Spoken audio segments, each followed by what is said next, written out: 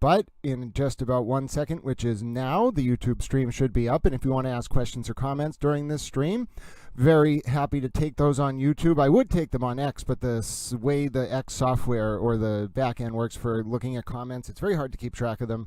It's not very efficient. So if you'd like to ask questions or comments or say hello, the best way to do that is over on the YouTube. And then please feel free to subscribe as well over on the YouTube. And I'll wait just 1 second. Oh, the YouTube is up. Great. So I'm sure we'll start seeing some wonderful towel friends over on the YouTube in a second. And as always, it's great to welcome you all. There we go. We already have Bina checking in. Hello, good morning, Bina. For those of you just tuning in on the YouTube, we are going to review the ruling that just came down overnight from the Federal District Court in Boston regarding the Karen Read trial buffer zone. And we're going to take a look at that ruling in a number of, it's only 11 pages, and we'll talk about the implications of it. But the primary takeaway is that, as Towell has predicted on a number of occasions, even the expanded buffer zone survived a constitutional challenge because of the compelling state interest, and the new expanded buffer zone will be in place for the duration of the Karen Read retrial. Good morning to you as well, Bina. It's very nice to see you all. As I mentioned, if you'd like to ask questions on this stream or discuss the ruling, feel free to hop on over to the YouTube so I can actually keep track of those comments. And it is Saturday morning at about 7:20, so I wouldn't say we're going to rush through this. We only have 11 pages to read, and then we'll talk a little bit about the Karen Read and John O'Keefe retrial, which is starting up with opening statements on Tuesday. So we'll meander. Should take about an hour or two, although every time I say these streams should take about an hour or two, we end up going for more than that. But today I'm going to, because the ruling is only 11 pages, I'm going to predict we'll be out of here in an hour or two. Something tells me that was a bad idea to say, because we will now not be out of here in an hour or two. And good morning, Julia T. Nice to see you as well. If you're just tuning in, we are going to start reading through this motion, because really that's it's so devastating to the Free Karen Read movement. It was predicted by Towell attempting to challenge this buffer zone after the SJC had previously upheld the prior buffer zone, which, by the way, was referenced in this decision by the federal district judge, as we'll see. But in light of that, this challenge was always foreclosed. But reading the ruling from the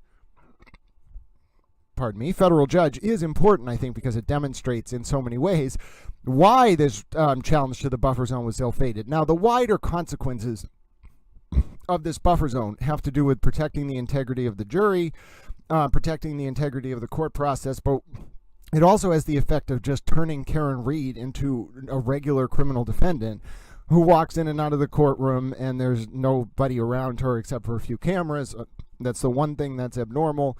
And that is really the major implication. It's not only just the insulation of the justice system, but it changes the dynamics of the trial in a way that more appropriately reflects the solemn, dignified reverence that I think we all should have for the justice system. And that's really what permeates throughout this order. You can kind of see, and there was some people were talking on social media and saying, but what about how the buffer zones work around abortion clinics? And I was like, okay. Those are two very different analyses under compelling state interest. The judicial process, a criminal trial, is very different. And someone was saying, oh, but does the state and Karen both have a right to a fair trial?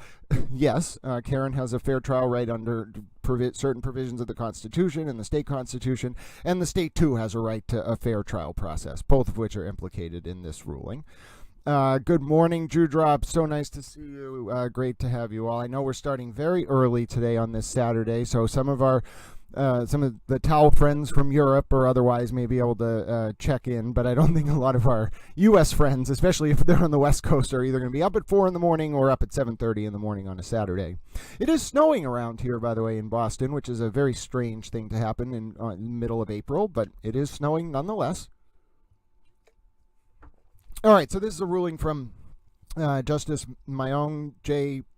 June, Federal District Court, Federal District Judge in Boston, appointed in 2023, confirmed by the Senate. And we're going to take a read. This is the ruling denying, it's pretty much the nail in the coffin for the Karen Read supporters' attempt to challenge the buffer zone around the Karen Read trial. As I mentioned, they already lost in the Supreme Judicial Court during the first trial. Even this expanded buffer zone, they didn't challenge in the SJC, they challenged in federal court, and they just got absolutely humiliated.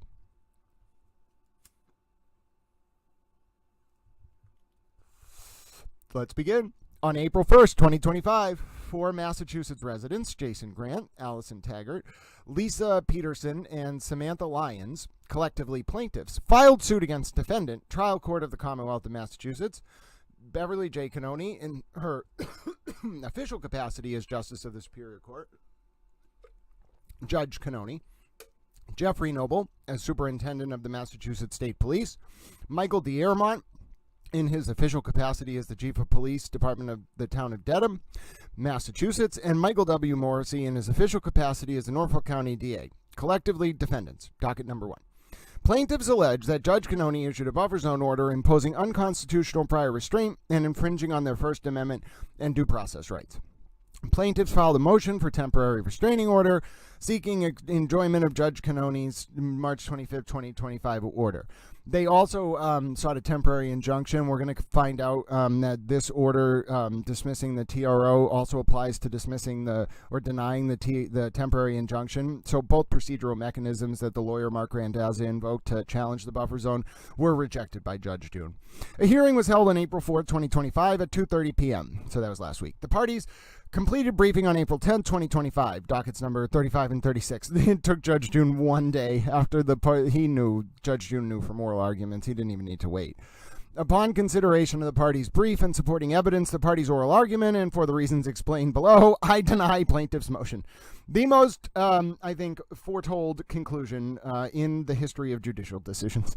I saw this from a million miles away. We're going to come to find out that the exact cases I was talking about, Cox and which is this case about picketing near a courthouse, and then also Adderley and some of the progeny that comes out of that. All of that, it pointed to the fact that this was going to be the ruling from the federal district court.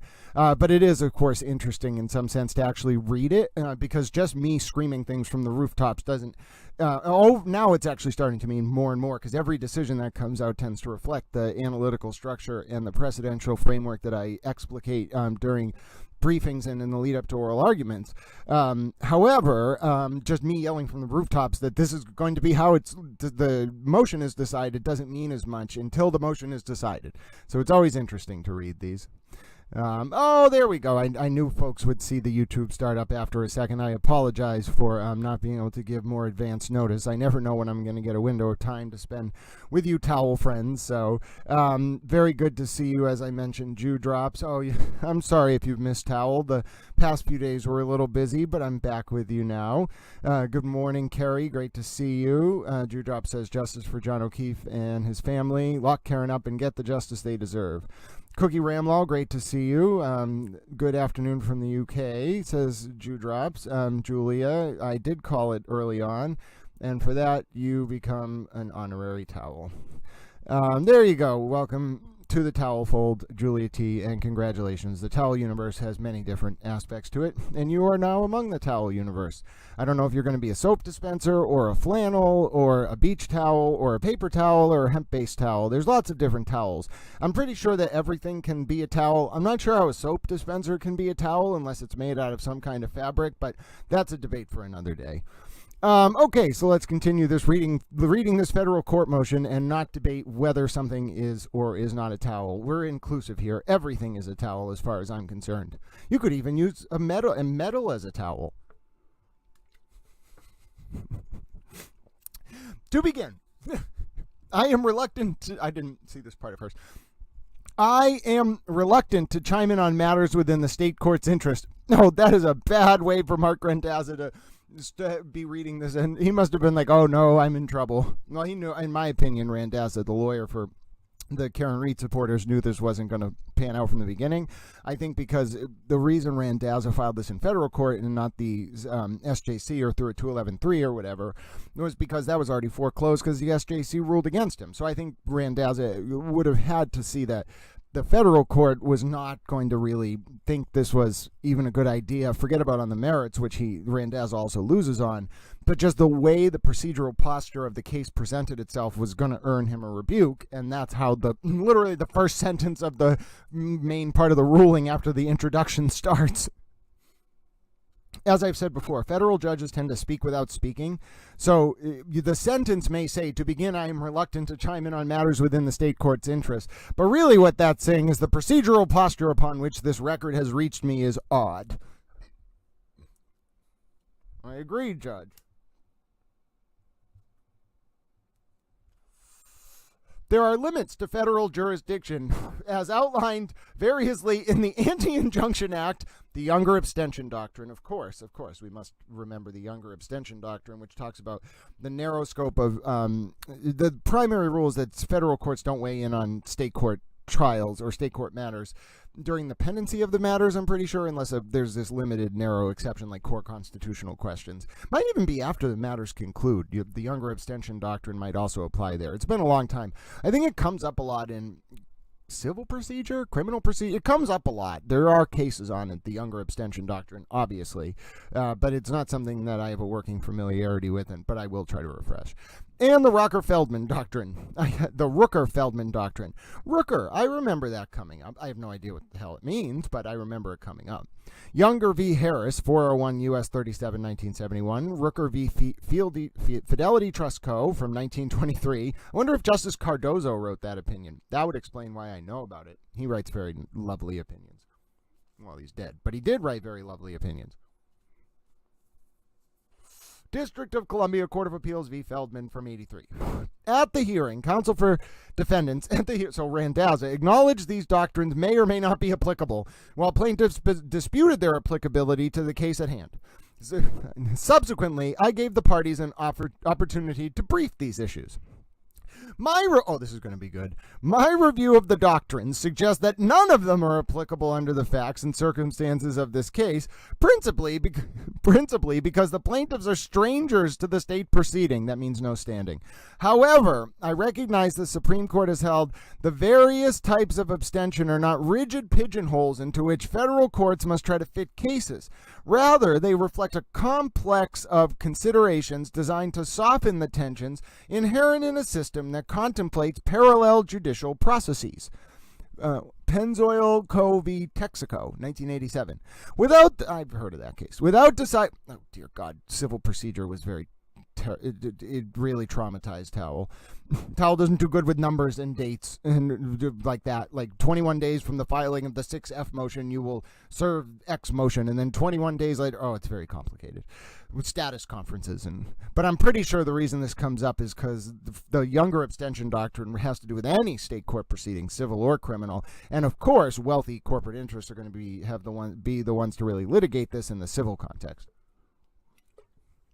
Without deciding this jurisdictional tension, you don't want to write 20 pages about conflict of law, Judge June?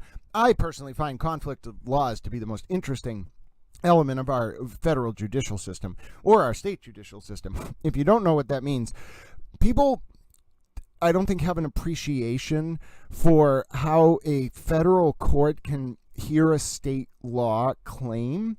And this kind of thing is what Justice June, I think, doesn't really want to get into. But it's a very interesting area of law because, for example, there's no federal libel or defamation law, right? But say you have a party in another state who commits defamation using the internet, right? And you want to, on the basis of federal jurisdiction, so you can get federal subject matter jurisdiction if the parties reside in different states and if the matter at issue is over $75,000. But say you want to get in personam jurisdiction over a foreign plaintiff from another state while trying to assert a state law claim in federal court. Well, you can do that too. I hope folks realize this. You can do that by virtue of if the state has what's called the long arm statute, and the behavior of the offending party that's being is the subject of the motion. I think it's kind of like a minimum contacts analysis under Wickard v. Filburn, but it's more specialized under the ALS scan and its progeny, related to how internet activity penetrates into the forum state. But anyway, this whole doctrine of conflicts of laws is what Judge June is kind of hinting at here. I think it's extremely fascinating. It could come up in other contexts later on in this case. If you have some foreign in this case means in other states. Say you had foreign plaintiffs in other states who maybe like libeled like the witnesses in the Reed trial. Well, they're not going to come to Massachusetts, but this is not legal advice, by the way. I'm not a lawyer. Get a lawyer if you have questions about the law. I'm literally a towel. But that's the kind of thing where you could, I mean, there are existing case law where people from Massachusetts or other states sue a foreign plaintiff in another state. In federal court, they get subject matter jurisdiction because of diversity citizenship, which means the parties living in different forum states, and then they get the $75,000 threshold for the federal court to hear the matter. Just that's the damages you're asking for, 75 or more. And then they have the state's long arm statute, and then they have what's called we'll call it minimum contacts by the offending party with the forum state. That doesn't mean they like fly into the state, but it means that their content is designed in such a way to attract attention within the forum state. You could then get a situation where the federal court is applying a law that's not a federal law. It's a state law claim in federal court. And that's what Judge June is kind of hinting at. If you're wondering why Judge June's like, I'm not going to discuss the jurisdictional tension in the context of whether this state and federal law tension should be applied here. This obviously isn't as much about foreign plaintiffs or foreign defendants, because both parties in this case are within Massachusetts, so we're not really dealing with that. But we still in some ways are dealing with this question of state versus federal law tension, and that comes down to this whole doctrine of conflicts of law. Anyway, that's a bit of an aside, but if you ever want to look up conflicts of laws, that's what Judge June is hinting at there. Let me take a second to scroll back through the comments. I think we see where this ruling is going, by the way, and it is not good.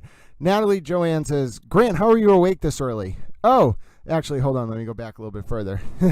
Hello, Deaf Otter. Great to see you. Deaf Otter says, well, hello, towels, washcloths, beach towels, and flannels. Rehab, good to see you, Rehab. Good morning, sir. Good morning to you. Natalie said, Grant, how are you awake this early? This early? I've been awake since 3 or 4 in the morning. I went to bed at 3 p.m. yesterday and got 12 hours of sleep. Bina says, good news. Denied. It is good news. Let's see. Can't believe this trial starting Tuesday, says Drew Drops. Yep. The Glarer. Hey, The Glarer. How you doing? Go back to bed, Grant. Go back to bed? I've been up for 4 hours and I have a Swedish Fish energy drink. I could not be any more thrilled to be awake. Yes, if you're here, if you'd be so kind, hit the like button. The Glarer, you can subscribe. You can hit the like button. Let's see. Team Hank says, Jew Drops. Good to see you. Grant says, Miss Lisa. On my way to get a goose for my gander. Wanted to share my excitement with you guys. Are you getting is this an allegorical goose, or are you literally obtaining a goose and adding it to a flock, which is apparently called a gander? See, flocks of animals have all these very strange names. I used to know them better, but I think geese are called, I thought they were called a gaggle, but I guess they could be called a gander. A flock of ravens is called what's it called? It has like a name that invokes like terror or something. It has a very strange name. But anyway, we love you, Grant. Thanks, Drew Drops. Oh, you're getting a literal goose. All right. Well, but I think we should all congratulate Deaf Otter. They are obtaining a goose to add to their flock of geese. I've never really thought about what it takes to obtain a goose. It seems like you're obtaining this a legitimate way. I imagine you're not just going to go to a pond and like lasso a goose. I think that would be, I would be concerned if you were going to do that. It sounds like though you actually take care of these animals and are going to do this. So that's wonderful. I'm thrilled. Gander is boy goose. Group is gaggle. Oh, I see. I'm shocked. Well, I'm not shocked at all that the word gander functions simultaneously to mean a male goose, and also, can you gander at things? I feel like it might be a verb. Oh, look at this. Let's put a chat up.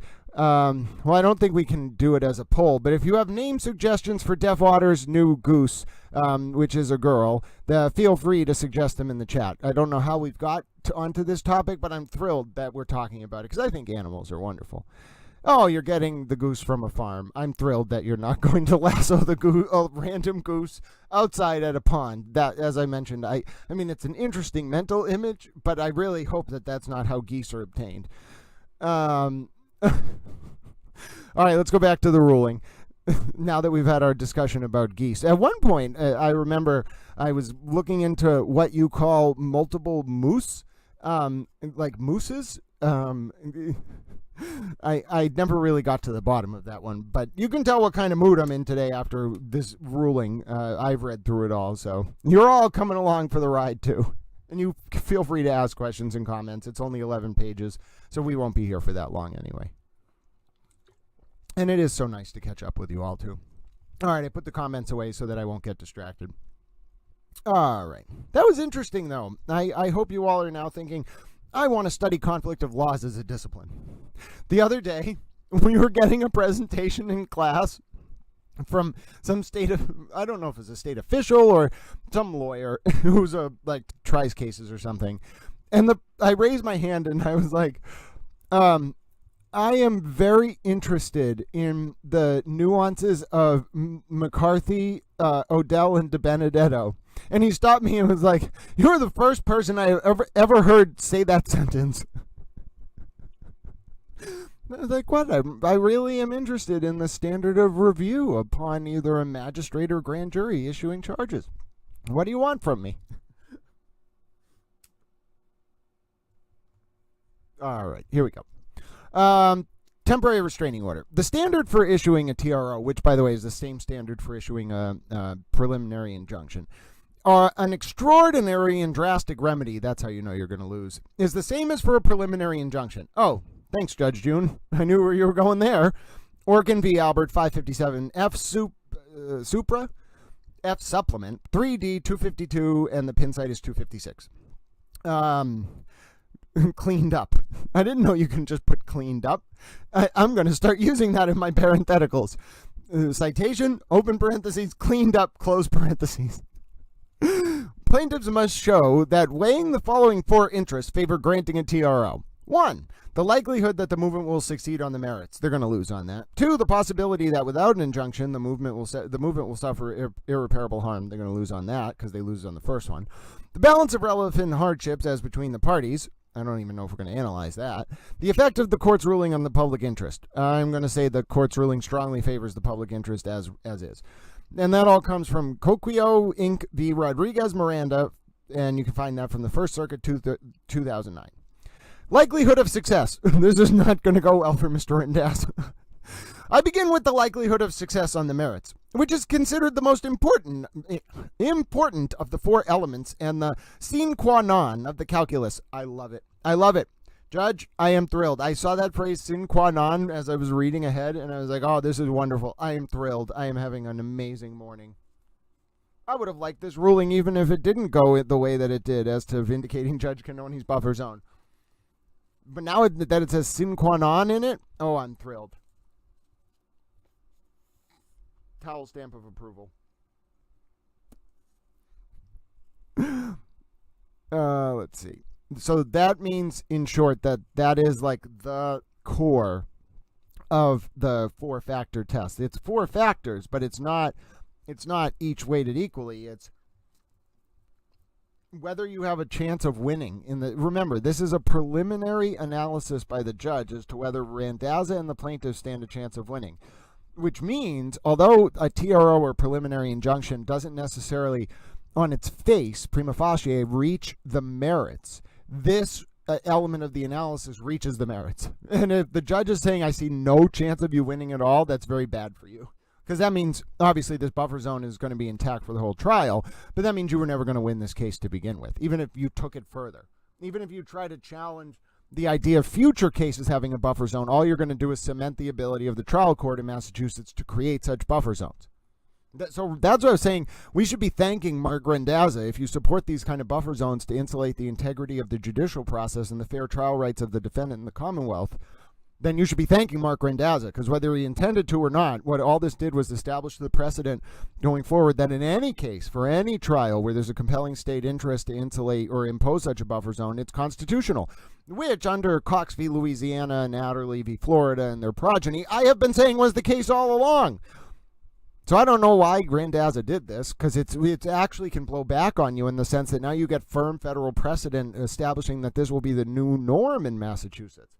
Instead of judges thinking, oh, I have to be careful about imposing this because maybe it'll get challenged in federal court, now judges, in my opinion, will think, well, federal court's going to uphold it.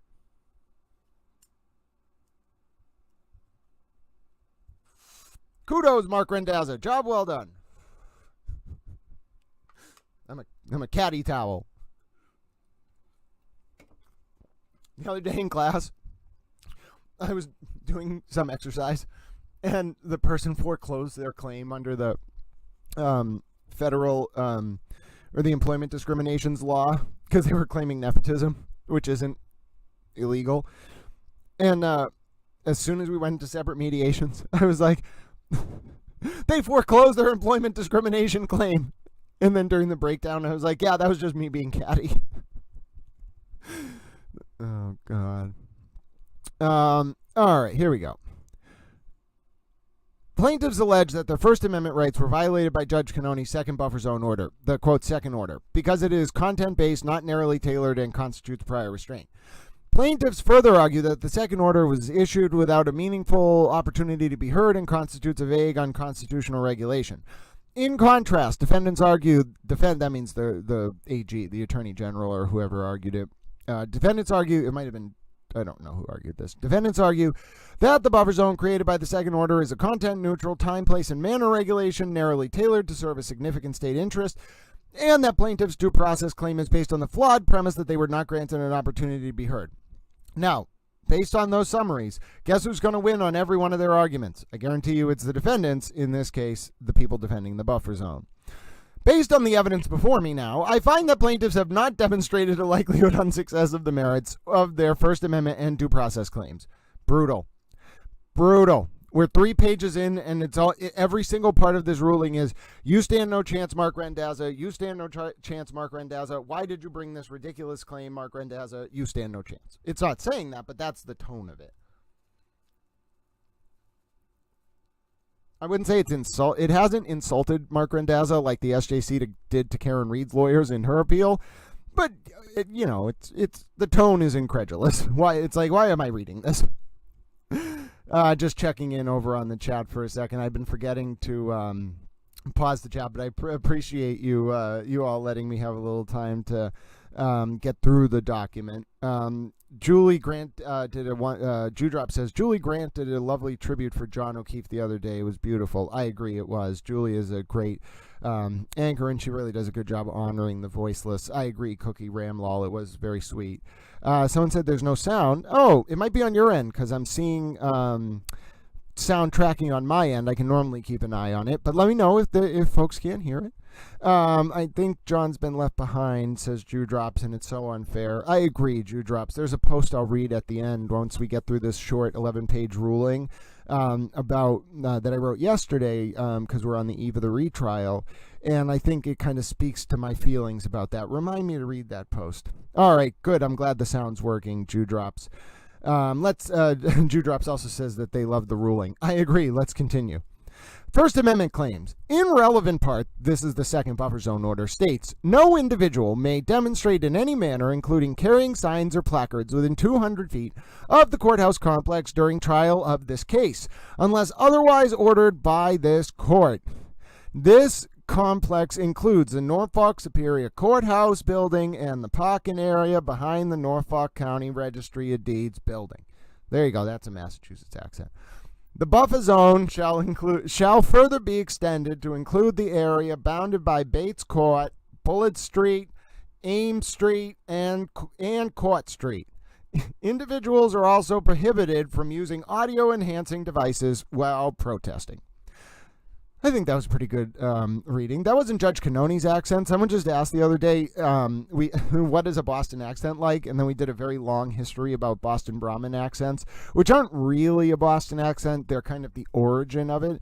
A Boston accent is more like that. It's far more, I don't know, hard. It's not slang, but it's very... There's the A in every word has a very strong emphasis to the point where you don't have to say the R after it, because the A sound is basically an AR or an AH, which implies what you're trying to say. I'm not really sure where that came from, but it's a very interesting accent. The second order is almost identical to Judge Cannone's April 4, 2024 order establishing a buffer zone during the first state court trial in Commonwealth v. Reed 2282 CR 00117.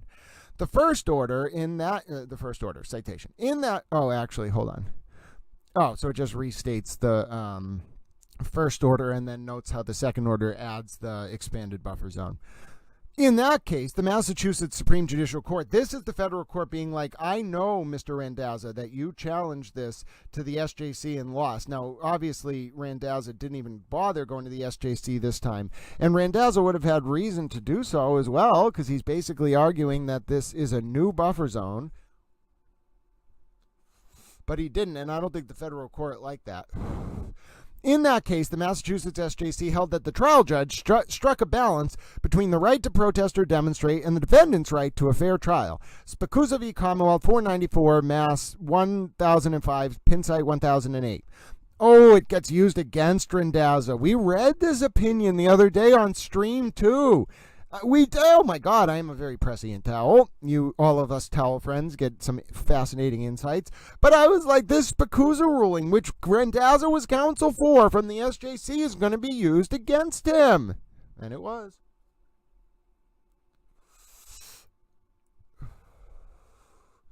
I agree, says Judge June. I agree with the SJC's reasoning. Oh, Randazza, this is so shade. This is such shade on you. This is such shade. Judge June is not pleased. I agree with the SJC's reasoning and find that plaintiffs have not demonstrated a likelihood of success on the merits on their First Amendment claims, even despite the extension of the first order to the area bounded by Bates Court, Bullard Street, Ames Street, and Court Street. The extension. I'm sure you're all enjoying that accent. Constitutional standard. Oh, this part I'm so excited for. I am very excited. This is wonderful. The First Amendment, applicable to the states through the 14th Amendment, prohibits the enactment of laws abridging the freedom of speech. Read the Town of Gilbert. The Supreme Court, however, has regularly rejected the assertion that people who wish to propagandize protests or views have a constitutional right to do so wherever and however and wherever they please. U.S. v. Grace. Ooh, I want to learn about that case. In a traditional or... Oh, okay, that makes sense. In a traditional or designated public forum, content-neutral restrictions on the time, place, and manner of expression must be narrowly tailored to serve some substantial governmental interest and must leave open adequate alternative channels of communication. So that's the rule, and we already know that Judge Cannone's buffer zone is going to meet this standard, and that was from the New England Regional Council of Carpenters v. Kinton. But we can also look to a number of other, this isn't in Judge Juden's opinion, but you can look to Marsh v. Alabama, you can look to Logan Valley Plaza. It's always a continuum, and that's on private property. On public property, the test is still just as deferential to a compelling state interest.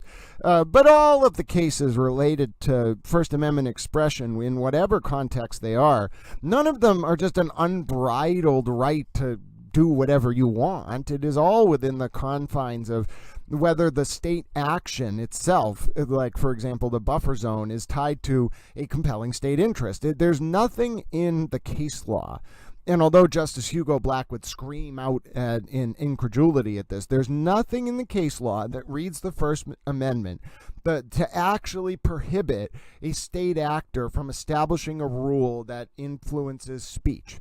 It's that rule, if it is imposed, must be content neutral, afford alternative pathways for expression, and be rooted in a compelling state interest. Now, as I mentioned earlier, maybe a pro-choice clinic isn't, or anti-abortion clinic or whatever it is, isn't a compelling state interest in the same way here. And so that's why buffer zones for those places might not be the same analysis. But here we have the most highest possible compelling state interest, which is a criminal trial that involves the fair trial rights of the defendant and the state. So that's why it's not even a question here. It's not. The question isn't, was there a imposition of a buffer zone that impacted speech? It's more, is a criminal trial a compelling state interest? And the answer is just so much yes, that there is no way under existing case law for there to be any argument that the buffer zone was anything but constitutional. And you can see Judge June is laying this out in a way that it's both for the lawyers, but I think Judge June knows this is a closely followed case, because you get the sense the ruling is very, it's like IRAC. Here's how the standard works under the First and 14th Amendment. Here's how the case law has enumerated those larger principles into a set of rules. Here's the application of those rules to the facts at issue, and here's the conclusion. And every single element of the test goes against the Karen Reed fans, and therefore the buffer zone is legal. You see how it kind of works there? It's not necessarily spelled out that way. It's not saying this is the issue, this is the rule, this is the application, this is the conclusion. But it's just a devastating one-paragraph dismissal. Remember, Randazza's argument. Randazza's whole shtick is that he's a First Amendment lawyer, and this is the court basically saying the foundational principle of the First Amendment is that these type of content-neutral time, place, and manner restrictions rooted in a compelling state interest are the prime example of when restrictions on speech are permitted. And again, maybe if history had gone different and Justice Hugo Black got a bunch of different justices on his side for big rulings, it wouldn't be that way. But it is that way, Mr. Randazza, and you're fighting an uphill battle because of that. I'm sure, if I had to guess, I would imagine that Justice Hugo Black is Mark Randazza's favorite Supreme Court justice. I should ask him one day. He sometimes comments on my Twitter posts. He'll be like, I don't necessarily understand why Grant is a towel, but he's right on this. Even when I'm critiquing him. I think a lot of people don't understand why I'm a towel, but that's okay. The Turtle Boys fans one time mocked me and were like, Grant's pronouns are towel. And I was like, that's fine. I'll become the towel from South Park. Why the fuck not? All right, let's continue reading our ruling here. Oh, we already got through. So we're getting to the analysis here, which is in a traditional or designated public forum, constitutional content-neutral restrictions on the time, place, and manner of expression must be narrowly tailored to serve some substantial governmental interest. It must leave open adequate alternative channels of communication. We already went through that one. If the restriction is not content-neutral, then it must satisfy strict scrutiny. That is, it must be the least restrictive means of achieving a compelling state interest. How much do we want to bet that it's going to go on to say that this is content-neutral, so it doesn't even need to satisfy strict scrutiny? But by the way, if it did need to satisfy strict scrutiny, it does. I think that's what this is going to go on to say. All right, we got through another section of the ruling. Let's see if we have any questions from the chat. I know we're reading through the ruling. We got a question from Are You Serious? It looks like this is a kind of general question about the implications of the ruling, which is fine. I don't mind taking a digression. Grant, what is more important to you? Rights to free speech, assembly, political protest, and the public use of and the use of public facilities and property, or the right to a fair trial? Well, Are You Serious? I think you're asking two different questions, right? So it's not what I personally believe about the tension and the continuum between constitutional rights and the use of public or private property. I have my own views on that, right? As I explained, I'm very familiar with Marsh v. Alabama from 58, Logan Valley Plaza from like 87, and then kind of how that precedent ebbs and flows, okay? So there's my personal views on how, and Cox v. Louisiana and Adderley v. Florida. There's my personal views on it, which is very situation specific, okay? Like, should Reverend Cox have escaped the picketing charge there? Yes, not because the rule about protesting around the court was necessarily unconstitutional, but because the way that the sheriff issued commands in that case, the very specific facts of that case, which, by the way, the only reason Reverend Cox escaped conviction is because there was a video that one of the justices saw of the sheriff issuing these very strange commands saying, like, okay, you can go to that sidewalk, and then they went there to the protesters in Louisiana, went to the sidewalk where they were told to go, and they still got arrested. But that was a very fact-specific case where there was confusion about the application of the existing rules. There's no confusion here. So there are some cases, fact-specific, where I could see arguments for why you could make you could meet the test under the compelling state interest and content neutral rules or whatever, saying that the application of like the picketing statute in the Cox case violated the First Amendment. Of course, I could see circumstances like that. But if you're asking based on the precedent, is it the rule of law that by de facto, that any person engaging in picketing within a buffer zone is doing so in a protected way that I feel should yield to a compelling state interest like the judicial process? No, absolutely not. If there is a clear, demarcated buffer zone that is content neutral and applies to both sides of a case, and you know it's there, and the root of the buffer zone is the judicial process, then yes, of course, it's not just that I think it should yield to that. It is that every single part of our case law that relates to this issue, dating to 1964 or earlier, says the same thing, which is that there are situations, especially if the regulation is content neutral, but even if it's not content neutral, there are situations where you have to have those rights yield to compelling state interest.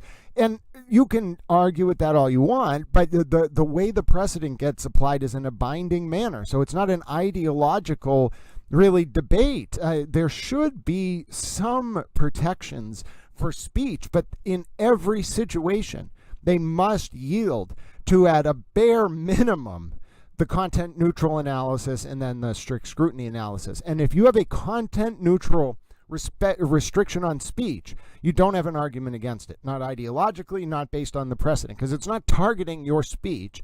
It's insulating a larger principle. So I think that's my answer. No right is absolute. All rights function in tension with one another. And when you do a balancing act in order to determine which right should take priority when determining this kind of question, what you're always doing is a fact-specific analysis. And if there are no facts that would justify confusion about the scope of the order or how it applies or anything like that, then in every situation with a compelling state interest, restrictions are going to be upheld. So I don't know. I mean, I'm not you can't be a First Amendment absolutist, because that ignores every single other amendment. Amendments function as a cohesive whole together. That's what the judge just said. We have to think about it's not just the First Amendment right. It's the nature of how the First Amendment is applied to the states, right? Enumerated to the states through the 14th Amendment. Now, so what you're really asking is, it's not a pure First Amendment analysis. You got to look at Gideon from 56 as a corollary, which is the way in which the Sixth Amendment right to a trial by jury is enumerated through the 14th Amendment to the states. Before 56, you didn't have a right to counsel in non-capital cases. Okay, you only got that not because of a pure Sixth Amendment analysis, but because of a 14th Amendment analysis in conjunction with the Sixth Amendment as applied to the states. Okay, so when you're saying, like, shouldn't it, your premise is wrong in that the First Amendment doesn't operate in a silo. It necessarily, for it to be applied to a state actor, necessary or to be invoked in this way against a state actor has to entail a 14th Amendment analysis. There is no pure First Amendment analysis to this. That's what the judge just said. You don't have to believe me. That's how the First Amendment functions. It's how every amendment functions. So I think it's to ask that question that way and to see it as mutually exclusive misunderstands the way the Constitution functions, misunderstands the way the amendments function, misunderstands the way the precedent functions, and ties together those two standards. And then also misunderstands the unenumerated rules within those amendments. Amendments are more than just what they say. They're what the court has ruled them to mean, and then also what the court has ruled their unenumerated or unspoken elements to mean. And we can get into a whole debate about that, like whether semicolons in the Second Amendment pursuant to Bruin mean there's two independent clauses. But you see what I'm saying? Like, no amendment just means its pure ideological principle is embodied every time you invoke it. And it's too rudimentary of an understanding of the legal issues at play to make a fact-specific analysis based on pure ideological principle. I guess that's my response to you. Are you serious? Like, I get what you're asking, but it misunderstands the way the law functions to ask it that way. I hope that was a good answer. It kind of sent me on a little bit of an aside. 500,000 can protest in D.C. without these limits. 50 cannot protest in Norfolk County. Yeah, but are you serious? Again, fundamentally misunderstanding the fact-specific nature of the inquiry and the way it's really a compelling state interest analysis, not a pure First Amendment analysis. And if you can't understand that, you may have objections to it, but you're not actually objecting in a cogent way to the state of the law. You're just saying, I feel a certain way. Okay, that's great. Maybe I think the sky should be yellow. I don't think the sky gives a fuck, and I don't think anyone's going to make the sky yellow. So glad that the pink shirts are being silenced, says Dewdrops. Are you serious? It says legally this is unenforceable. No considerations have been made for residents who deserve to walk wherever they like without police interference. What did they do wrong? Horrible precedent. Wrong. Are you serious? This is completely enforceable, and the state police will continue to be able to do things like take stickers off people, tell people they can't film in the buffer zone if they're not credentialed. They'll have wide latitude to enforce it however they want, and they will continue to do so, and no one will be able to stop them because now you have the state court, the state SJC, and the federal district court. And if you want, the First Circuit will tell you the same thing, I'm sure, and the Supreme Court will tell you the same thing because of Cox and Adderley, all saying this buffer zone is constitutional. So not only is it enforceable, it's constitutional, and precedent has been established on the state and federal level that any trial judge at any time can invoke this kind of buffer zone. So again, and you have to deal with like 50 people in the comments. So if you want to engage, that's fine. But I know these comments predated my response to you, but you don't sea lion, like just bifurcate your analysis of the applicable law versus your ideological purview, or you're never going to be able to understand any of these rulings or how they apply. Dewdrop says, why should all the O'Keefes and all the witnesses have to go through all the noise in the pink shirts? I'm a happy towelette. I forgot we have towelettes. Towelettes in the folder, wonderful. Let's see. Love your name. Yes, we are serious. It's not the Reed show. Let's see. Because the defense are clowns and we need justice for John O'Keefe and his family, says Dewdrops. The corruption in this case is on Reed's side. Yeah, Deafwater, I'll respond to you there before I see Are You Serious?'s response. The Karen Reed definitely weaponized the fact that the old DOJ in Boston was this militant, ultra-liberal, anti-cop group under Rachel Rollins. Look at Rachel Rollins' record as a prosecutor in Suffolk County. She wouldn't prosecute low-level offenses. She pissed a lot of people off. She had a grudge against Morrissey. So did Dustin Chow, because Morrissey's office passed over his wife for a promotion.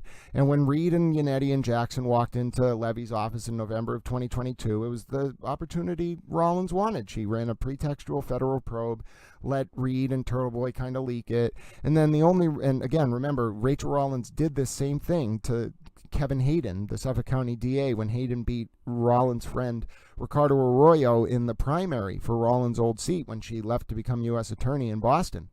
So, you know what I mean? Rollins knew how to run this playbook. Launch a pretextual federal probe, let people leak information about it, smear the target. The DOJ OIG in May of 2023 issued a report confirming Rollins did exactly that, and it's what led to her ouster as U.S. attorney. Now, what I will say is, someone said the corruption is on the Reed side. Yes, absolutely, because what I believe happened was in the summer of 2023, that pretextual federal probe, it wasn't really about John O'Keefe's death. That's why that probe is now confirmed as closed. What it really was an opportunity to further investigate the Massachusetts State Police, who were already under federal heat because of the Troop F overtime scandal, and there was this weird situation with CDL driver's license briberies or something. That former trooper just pled guilty in federal court. There were all these probes into the MSP, and wouldn't you know it, 4 months into the Karen Reed, John O'Keefe grand jury, the federal grand jury, it all kind of winds down. And then in August of 2023, according to remarks from Josh Levy himself, the Sandra Birchmore probe picks up, which involved Stoughton police officer Matthew Farwell allegedly murdering Sandra Birchmore, and then somehow the Massachusetts State Police Unit, the same one that investigated Karen for John O'Keefe's death, determining Birchmore's death was a suicide, despite extensive evidence of Farwell being at Sandra's apartment on the night of the murder, and within 2 days, 48 hours of the investigation starting on, I think it was February 4th, 2022, around then, maybe 2022 or 2021. Within 4 days of the 2 days, 48 hours of the investigation starting, the Canton police handed over information to the MSP indicating that there were statements made by Birchmore's friends to investigators that Farwell was saying that he did not like that Birchmore was pregnant and that he would take care of the problems himself if she wouldn't get an abortion. You see what I mean? You see how this all played out? And Karen, in my opinion, has known this since August of 2023. I believe Karen also knows she's very guilty for killing John O'Keefe. And so the corruption became how this pretextual federal probe was allowed to be weaponized under the old DOJ. And that's why when the new DOJ came in under President Trump and U.S. Attorney Leah Foley in January of 2025, all of a sudden you saw confirmation the federal probe's over, disclosures that Karen Reed was hiding payments and contacts with ARCA experts from the state court and prosecutors that led to a finding on the record from Judge Cannone that Alan Jackson and Reed's defense team materially misled the court on multiple occasions, including as recently as a February 6, 2025 sidebar. So there was a lot of corruption by Karen Reed's team. Exactly right. Oh, I did such a good spiel there. Oh, looks like Are You Serious got caught sea lioning, and they did not make it through the wall of towels. Let's see. Karen's not getting treated poorly. I agree. Yeah, she's not. Karen, if anything, got way overly deferential treatment from the justice system.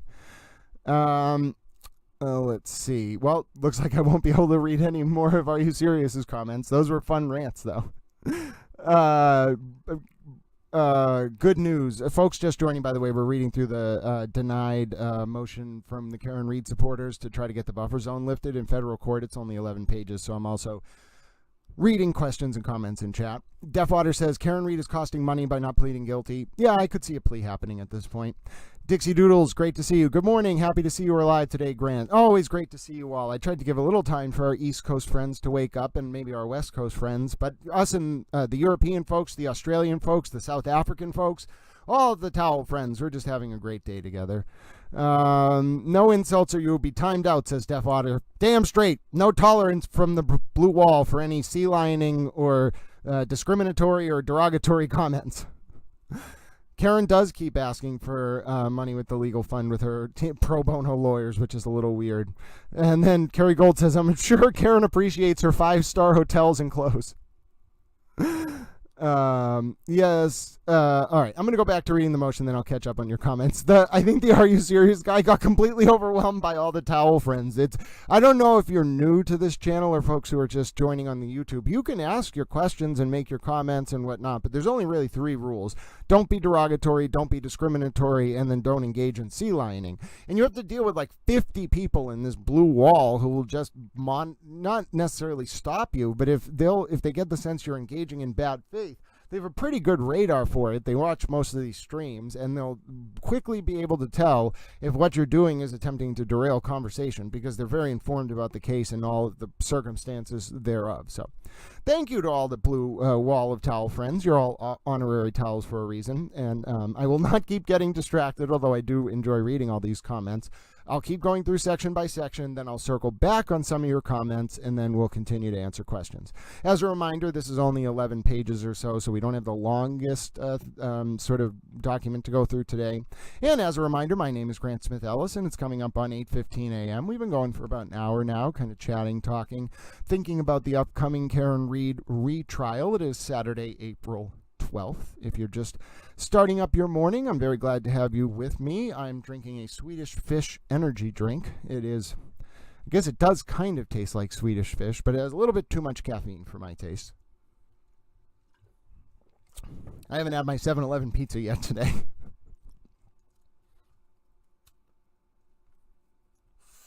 All right, where were we?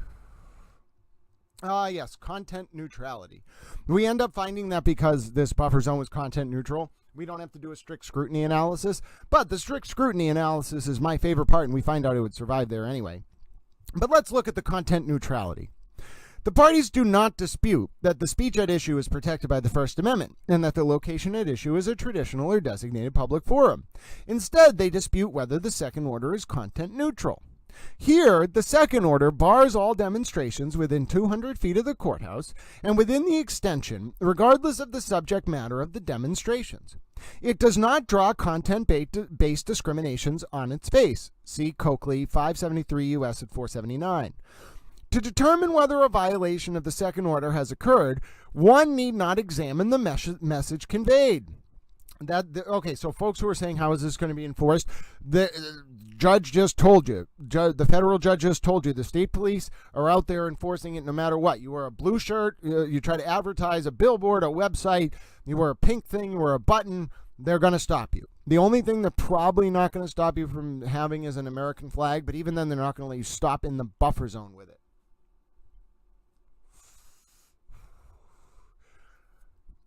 Rather, whether plaintiffs violate the second order depends not on what they say, but simply on where they say it.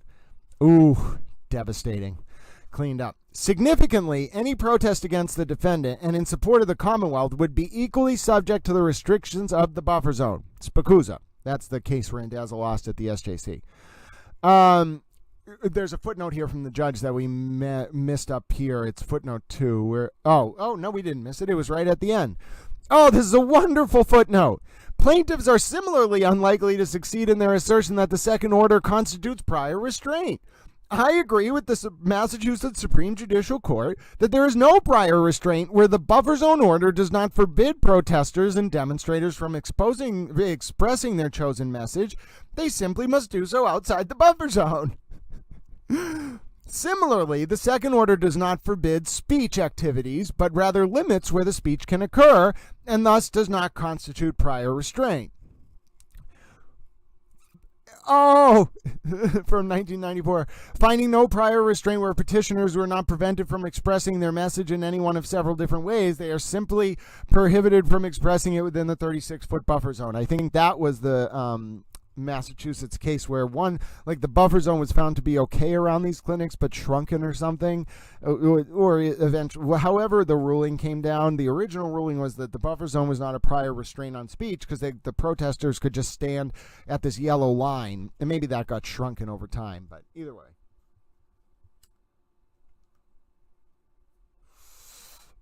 All right, so plaintiffs argue that the second order is not content neutral because it specifically prohibits demonstrations. It does not prohibit commercial or other types of speech. I think their argument is there must be a business within the buffer zone that has a sign up, and so but that's not related to the case. I need that water bottle. Thank you. That's not related to the case. All right, so here, to accept plaintiff's claim would be it must be. So, all right, the judge is going to quote the Women's Health Clinic decision and apply it to this case. Here, to accept plaintiff's claim would be to classify virtually every injunction as content or viewpoint based. An injunction, by its very nature, applies only to a particular group or individuals and regulates the activities and perhaps the speech of that group. It does so, however, because of the group's past actions in the context of a specific dispute between real parties. The parties seeking the injunction assert a violation of their rights. The court hearing the action is charged with fashioning a remedy for a specific deprivation, not with the drafting of a statute addressed to the general public. So it's not like you're not looking at it as you would a statute. It's a court order that applies to a specific set of parties. The judge in the women's health case was referring to an injunction, but we can think of the buffer zone order as a stand-in for that. It's a corollary. Basically an injunction in the form of a buffer zone. Furthermore, nothing in the record indicates that the second order has an incidental effect on some speakers or messages, but not others. And even if it did, such effect does not render the second order content-based. See Coakley. Thus, I find plaintiffs are unlikely to succeed on their claim that the second order is content-based. Now we're going to read my absolute favorite part of this motion. And I will read some of your comments before we do. But if you're like, Grant, why are you so pleased with this motion or this ruling? It is because of this next paragraph, which sets wonderful precedent. All of us should extend our dear thank you and appreciation to Mark Randazza for forever solidifying the ability of state trial courts in Massachusetts and throughout the First Circuit to impose buffer zones around courthouses should they need to do so. And should they need to expand those buffer zones, they can do so. And we're going to find out that the actions of the Karen Reed supporters themselves ended up being extremely damaging to their own arguments and leading to the federal court upholding the imposition of the buffer zone and its expansion. But before we do that, let's read some comments. Dewdrop says Karen Reed knows what she did to John O'Keefe. I agree. Justice will get served on everyone. Tom CPU parody account says I'm a bath mat. Happy to be here. Listen, you want to be a bath mat in a parody account? More power to you. Just don't be derogatory, discriminatory, or engage in sea lioning. Are you serious was only timed out. He can comment when ready to be polite. Sounds good, Deaf Otter. You're the honorary towel. You make that decision. I defer to your judgment. The whole Reed family are dodgy. I agree. Dewdrop says, well said, Grant, about Karen Reed's corruption with the DOJ. Is it a roll monster drink? It is a ghost energy drink made with Swedish fish flavoring, which I'm sure is very bad for me. But hey, it's at least allowing me to engage with you all. Oh, also, I will take this moment to say if you're watching, it would apparently really helps the channel if while the live video is going, you either subscribe or click the like button. I've learned a little bit more about what that means, and I guess it's because the live whether you watch it live or afterwards, it's the live content and the way it gets placed on like people's homepages, and it has to do with one, what time of the day it is, but also whether people subscribe and like the video while watching it. So, and comment, and you all certainly comment. Let's see. What a burn. Karen's goose is cooked. Hi, fellow towels, soap dispensers, and mats, says Angela W. It's so good to see you, Angela. Hi, Cookie, says Angela. Oh, it's so great to see you all saying hello. Grant, will they get costs against them? No, unlikely. You don't really move for costs in this kind of situation. The value is the precedential holding. It's worth more than any money to the state and to all the different people that there's now a federal ruling upholding the constitutional validity of buffer zones. That's the value. There are also Sherpas here. Okay, I'm glad we have Sherpas. You can be a Sherpa if you want. I've never met a Sherpa. I don't think I'm ever going to climb a mountain, but if I ever need to climb a mountain, I'm very thrilled that we have a Sherpa. I will give you a call. I've always thought what would happen if Towel tried to climb Mount Everest, and then I realized Towel would not make it up Mount Everest because Towel smokes a lot of tobacco cigars, that's what we'll call them, and I would try to smoke above 8,000 feet, and I'm sure Towel would not make it. I did climb Mount Washington one time, though. That was 6,888 feet or something. That was a very strange life decision. I don't know why I climbed Mount Washington, but I did it. We're in a weird mood today. We only have to read 11 pages. I think some days when I have to read 25 pages, I don't take as many detours because I'm like, dear God, how did I get into reading 30,000 words in a row? But with 11 pages, that's only, I don't know, what is it, 3,000 words? I can do that if it's nothing. Narrowly tailored to serve a significant government interest. I love this judge. I love this judge's clerks. I should give them some kind of award. Even though the second order is content neutral, it still must be narrowly tailored to serve a significant governmental interest. Oh, I see. So whether or not it's content neutral, it still has to serve a significant governmental interest. It's just that if it's not content neutral, it's an even more steep test. For a content neutral time, place, or manner regulation to be narrowly tailored, it must not burden substantially more speech than is necessary to further the government's legitimate interests. As stated previously, the second order encompasses the area established in the first buffer zone order. Here, the trial judge reinstated the buffer zone in that area for the same reasons as the first trial. Quote, for the same reasons that compelled the court to establish a buffer zone for the first trial, it is necessary to establish a buffer zone for the second trial to ensure the defendant's right to a fair trial. I agree with the SJC's reasoning that the original buffer zoning area passes constitutional muster. I love it. I love it. So we're going to get bifurcated rulings here on the original buffer zone and the extension, both passing constitutional muster. Muster. I don't. Constitutional buster. Both passing constitutional muster. Now, quoting from Spikuza, so this is the federal court incorporating by reference the SJC's ruling and basically saying, Randazza, the SJC was right when they ruled on this, and I'm now telling you again that the SJC was right. The buffer zone will help ensure a fair trial, a significant governmental interest, by physically clearing the path for jurors, witnesses, and other individuals to come and go from the courthouse complex without obstruction or interference by protesters or demonstrators, and any concomitant, which means simultaneously occurring, intimidation or harassment within 200 feet of the courthouse complex. The buffer zone also helps protect the jurors who, as the trial judge noted, must remain fair and unbiased from extraneous influence that might result from, for example, viewing pictures or punitive evidence directly in their path. The buffer zone does not preclude the petitioners or anyone else from engaging in the same forms of protest they have previously done. It simply constrains them from doing so within a limited zone tied to courthouse property. In doing so, it leaves open ample alternative channels for communication of the information. Devastating. So the federal judge is saying, I agree wholeheartedly with the SJC's reasoning, which is the worst possible outcome for Randazza, but it was the most predictable outcome. Towell was screaming this from the rooftops. Gets even better, though. Additionally, the extension does not burden substantially more speech than is necessary to further the government's interest. The defendant's right to a fair trial. And it's actually the state and the defendant's right to a fair trial. And look at the citation. Coakley and then Cox v. State of Louisiana, 379 U.S. 559, pin site 562, 1965. Quote, a state has a legitimate interest in protecting its judicial system from the pressures which picketing near a courthouse may create, and it is of the utmost importance that the administration of justice be absolutely fair and orderly.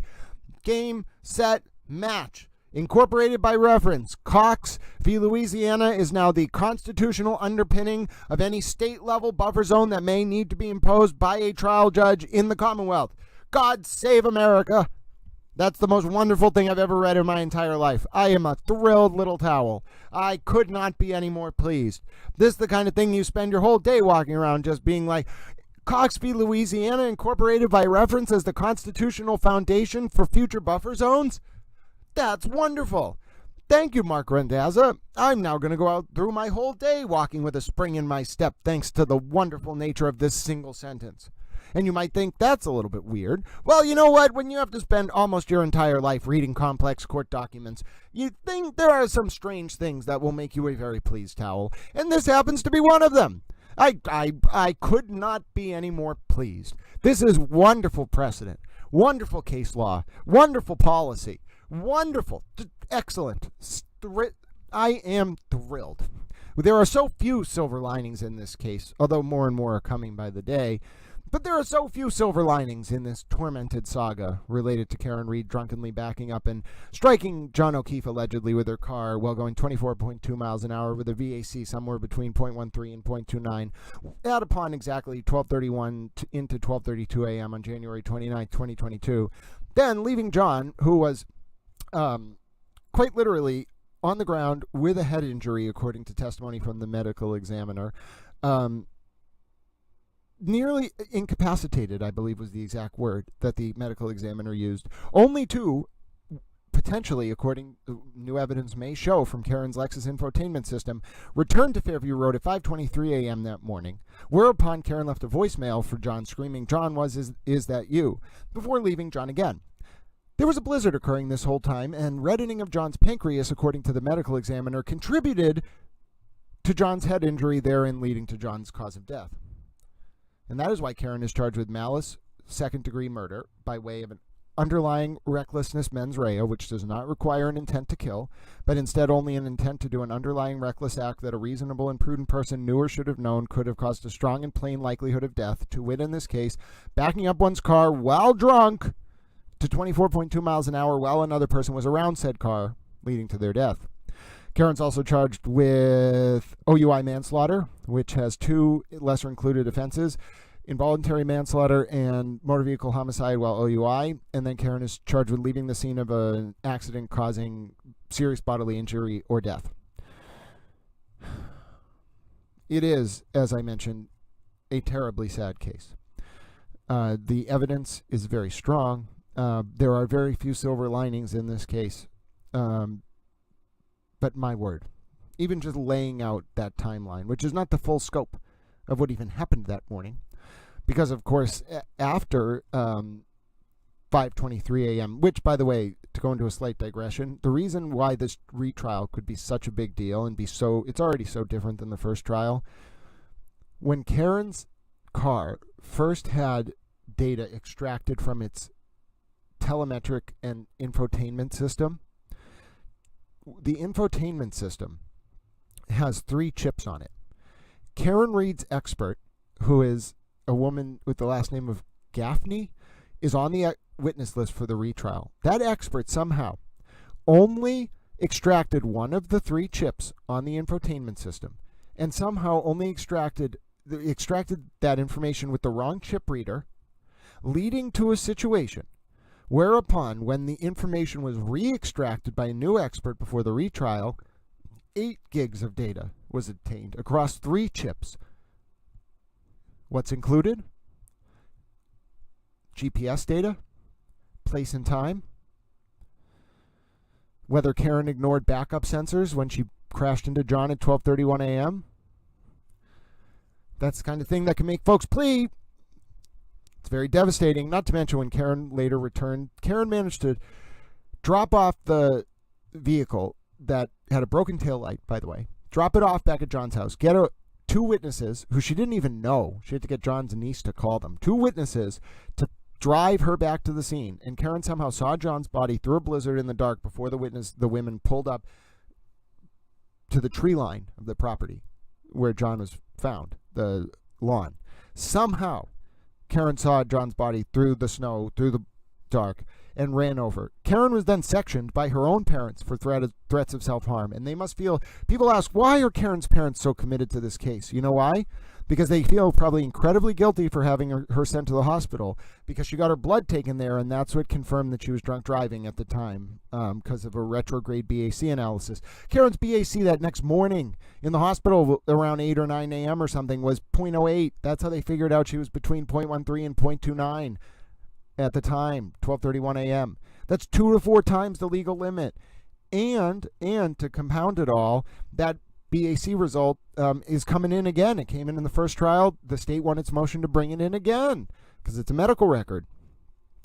So I think Karen's parents feel incredibly guilty for having her sent to the hospital. It was Bill Reed or something who called and had her sectioned. And even though they were able to get Karen out, even later that morning, Bill Reed, Nathan Reed, and his wife, Bordeaux is the Caitlin Bordeaux, all of them drove Karen back to John's house. Karen told John's brother-in-law, or John's sister-in-law, so his brother's wife, Erin O'Keefe, she just wanted to come see the children, John's now thrice orphaned niece and nephew, when in reality, Karen got to the house, went upstairs, spent very little time with the family, other than Karen's mom telling her basically right away John looked like he got hit by a car. Something that Karen later mocked in the documentary that just came out, by the way, also coming into evidence. Then Karen and her dad, for some reason, with maybe her brother and the sister-in-law as lookouts, go up, the sister-in-law being Caitlin Bordeaux, Nathan Reed's wife, Karen and her father go upstairs. Were 17 Ring videos deleted? Of the 18 Ring videos between 12:37 a.m. when Karen returned to John's home, about 6 minutes after John was allegedly hit by her car. John's home was also in Canton on Meadows Ave. It's about a 4 to 6 minute drive, depending which route you take. You can do it probably in 4 minutes, average 4:50 to 5:10 to get from Fairview Road to John's house at 1 Meadows Ave. But about 12:37 a.m., Karen gets back to John O'Keefe's house. There are 18 Ring videos between 12:37 a.m. and 5:08 a.m. or so when Karen leaves, allegedly to go back to Fairview Road to confirm John's dead. Now, how do we know Karen's route of travel at 5:08 a.m.? Well, we see Karen at 5:11 a.m. and 5:18 a.m. on cameras in Canton Center, traveling first kind of near the original bar and then up towards the train tracks on the other side of the center, which would take you over to Fairview Road. And then there's that 5:23 a.m. voicemail. But going back to those Ring videos, the keeper of records for Ring is on the witness list this time for the retrial. And for some reason, of the 18 videos on John O'Keefe's Ring system between 12:37 a.m. and 5:08 a.m. on that morning, 17 of them were deleted. That would have all shown probably Karen's taillight broken and a number of other things. So the question then becomes, there's testimony that Karen, from John's niece and nephew, that Karen was the one who had access to John's Ring system. She knew where the computer was. Karen was the one who told Higgins weeks before, when Karen kissed John's friend Higgins to try to torment John as the relationship was ending, although Higgins wouldn't go along with the affair because he realized what Karen was up to. On January 15, 2022, after the Pats got blown out by the Buffalo Bills up in Buffalo 47-21 in the playoffs, Karen told Higgins, like, I know where the cameras are, John's Ring system. I know where I can kiss you without him seeing. So that is going to be a very interesting situation as well. But sorry for that slight digression about the facts of the Karen Reed case. I think I was talking about how that sentence, this one sentence in the ruling from Judge June denying the buffer zone, just the single sentence here applying Cox to these kind of buffer zones, because Cox wasn't really about buffer zones. It was about a picketing law within a certain distance of a courthouse. But this is incredibly important precedent. This affirms that, like, buffer zones, which are not really the same thing as a law, buffer zones have the same constitutional validity under the standard pursuant to Cox and Adderley and their progeny. That's huge. That's why I went on this sort of tangent, because if you really think about it, the historical implications of this case are going to be Karen's petition for cert denied, therefore affirming that jury deliberations are inviolable. And then furthermore, this ruling now confirming that buffer zones can be imposed around state courthouses under federal analysis, or federal constitutional analysis and state court constitutional analysis. That's the legacy of all this. Somehow there is a silver lining here in that these rulings have come down in the context of these cases. It's horribly sad, but it's kind of like an unintentional benevolent gift that the Karen Reed fans and Mark Randazza have given the world. Like, can we call them Randazza zones? Yes, I want to call. This is what we are doing. Buffer zones imposed around state-level criminal trials in Massachusetts are Randazza zones. Thank you, Mr. Randazza. I cannot tell you how much I'm so pleased with your efforts to uphold the constitutional validity of these zones that we are naming them after you. You know what? This is going to be our towel poll question. This is going to be... hold on. Lena. Hello. Good to see you. Hold on. I'm going to put a question up in the chat. Hold on one second. Let me put up a poll here. I don't have my microphone stand because I couldn't figure. My microphone stand is like screwed onto a piece of desk that I cannot get it off from because I tightened the bolt so tightly. All right, we're doing a poll.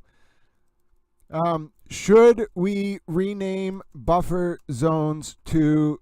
Should we rename courthouse buffer zones to Randazza zones? Randazza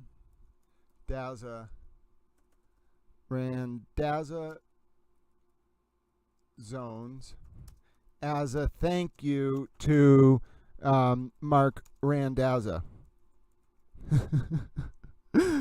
Yes? No? You're a towel. Okay, what do you all think? Should we rename courthouse buffer zones to Randazza zones as a thank you to Mark Randazza? The choices are yes, no, and you're a towel. we seem to have a lot of activity on this poll. There are some people who seem to really think the answer is yes. A lot of people seem to think I am a towel.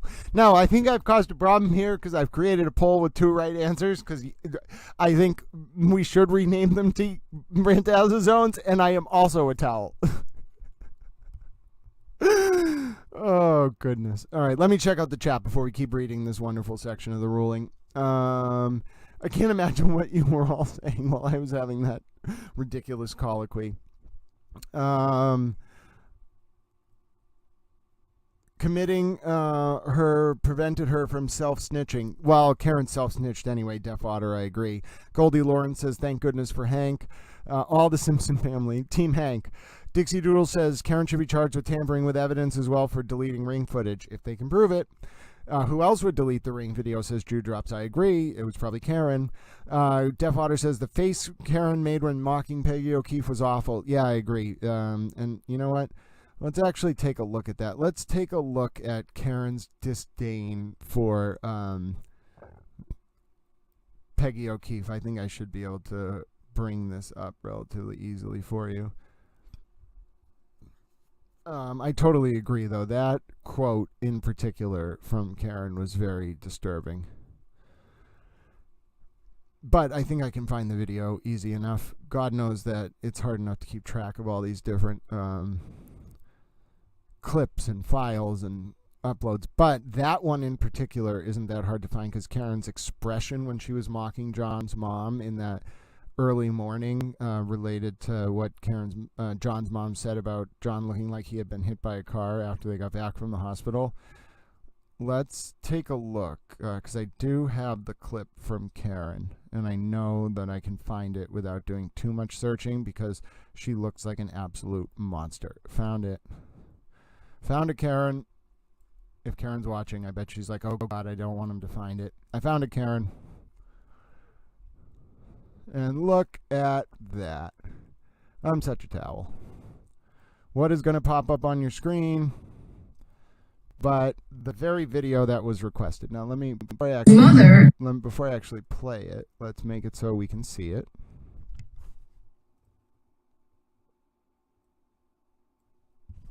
Now, let's listen to how Karen described that. And his mother leans over the kitchen island and says to me, I think it looks like he got hit by a car. It looks like he got hit by a car. And his mother leans over the kitchen island and says to me, I think it looks like he got hit by a car. It looks like he got hit by a car. That really shows Karen for who she is. Look at that expression. Like, what the fuck, Karen? What the fuck? But yes, if you asked about that video, I found it in real time. Yes, Deaf Otter, good question. Carrie Gold says, the fact that Karen Reed's sister-in-law risked going out in a blizzard, it's strange in and of itself. Why? She didn't need to. Not an emergency for her. Right. Yeah, it's almost like Nathan said, hey, you got to come to us. 65 CJ says, they're off to bed. Nice chatting with you. Great to see you. I hope you enjoy your sleep, 65 CJ5. It's great to see you. Sema, it's great to see you. Hank needs to, Angela W. says, Hank Brenda needs to laser focus on Carrie Roberts' description of what John looked like when she removed snow from his face. Carrie described John's right eye was swollen like a golf ball and the left was normal. Yeah, because I think that has to do with subcutaneous pressure that can happen from a head injury. And then over time, like both eyes will swell because of if you hit the back of your head, there's pressure that builds up behind the eyes. Now, listen, I'm not an expert, but I've read the medical examiner's testimony about this in one of the motions from the first trial. It's very disturbing. I'm not going to read it for you now, but yes, that's incredibly important. Does the jury enter the court through a back or a side door? First of all, Samalina, if I knew the answer to that question, I wouldn't tell you. And second of all, nobody needs to know the answer to that question. I kind of like Randazza because I like Alex Jones, says Sema. Hold on, Emma? Sema, yes. I think that Alex Jones rightfully lost a lot of money. And regardless of his occasional getting things right, I think he's a limited hangout, and he's close to his dad. Do you know this, that Alex Jones's dad worked at this very, very government-connected research facility at the University of Texas or the University of Houston? He was involved in some crazy stuff. That's why Jones has so many connections within the defense establishment. Jones is a limited hangout. He doesn't actually reveal what's going on. He's just a way to make the idea of the topics he's looking into seem ridiculous. For example, Sandy Hook absolutely 100% happened. Those families were devastated by the loss of those children. That was a very real event. But what I think most the defense establishment didn't want people looking into was like Lanza's mom was CIA. There was some weird stuff going on there, like with his history, and that is what, and you'll never hear Alex Jones talking about that, right? But Alex Jones just makes the whole idea of asking questions about who Lanza's mom was look ridiculous. That's a fucking psyop. That is what's called a limited hangout. So I don't like Alex Jones in that sense at all. I think his Bohemian Grove infiltration and stuff is kind of telling that it's not that he's reporting on the what's really going on within those circles. He's part of those fucking circles, and they're having him go out there saying ridiculous shit to make people who would question those structures of power look ridiculous. Now, that's why, listen, I don't really buy into a lot of those theories about, single answers for the world's problems. But I do think that people who try to simplify world affairs in that way are more harmful than they are good for the world. And they undermine cogent participation in the democracy, and I just don't think that is healthy for America. I think it hurts America more than conventional media outlets, which are very profit-driven. Hello, Sunken Grave says, hello, towel, soap dispenser at the ready. It's very good to see you, Sunken Grave. We need soap dispensers. They are an incredible part of the towel army. I guess we're more the towel universe, the fabric of the towel universe. It's okay. Hold on, Emma. It's very hard for me to do this. Sema. Every time I say that name, I have to make sure I say it right. It's fine to be pro anything here, as long as you are not discriminatory, derogatory, and as long as you don't sea lion. And you have to deal with 70 people who are part of the blue wall. So it's hard to do anything but participate in good faith, which is all I really ask for. You can have whatever opinion you want, just don't participate in bad faith. Thanks for the shout out. I'm pleased to be able to do that. Goldie Lawrence says, Karen called John's phone 53 times, hoping he would wake up and answer. I do kind of think that that's what she was doing. And that's why at 5:23 a.m., Karen had to go back. She had to confirm it wasn't just that John was mad at her. It's that she had killed him and left him on the lawn to die. Let's see. Goldie Lawrence says, Karen will be in prison soon. Dev Otter says, Sema, you are welcome here, but we can argue, but in a polite, respectful way. Agreed. Sema says, good. She agrees. Okay, good. Hooray, Grant got it. Yes, I have to do it every time. Sema, but I can do it. Karen has pure hatred for John's family. That is not normal. I agree. Judge Cannone had all her rulings affirmed at the highest level of judicial scrutiny, says our wonderful friend Trevor McIntyre. You are certainly right. That's one of the conclusions, although we only have a few pages left in this document. The conclusion I came to earlier on Twitter was Judge Cannone vindicated again. Every time a ruling from Judge Cannone goes up to the SJC or the federal court, no matter what level of the federal court, the district court, the First Circuit, whatever, or SCOTUS, it gets upheld because Judge Cannone is a brilliant jurist. Hatred for his family and zero grief for John. That's very true, Jeff Otter. Let's see. Dewdrop says, can't wait to see Karen squirming when these clips are being played for the jury. Yep, you should have. I think I can play it again for you all right now, but I have this other clip where we can actually see Karen saying, John, I effing hate you. So let me grab that for you all now. I think that Karen's reaction to that clip is so telling. The way she looks over at the jury, the way when she sees the public. Oh, I have it right at the top here. Look at me. I'm such a towel. I must have just posted now, as far as this first voicemail. I'm such a towel. This is very disturbing. I mean, it doesn't show any autopsy photos, but I'm just warning you ahead of time. This clip is very disturbing to listen to. But yeah, let's take a look. It's gonna play on your screen here in a second. At 12:30. This was the first voicemail Karen left. Maybe she was trying to create an alibi for why she had to leave so quickly, but it also shows the tensions were high. This was the first voicemail Karen left, I think at around 12:37 after she drove away from John. Now, as far as this first voicemail, what time did this occur? 12:37 a.m.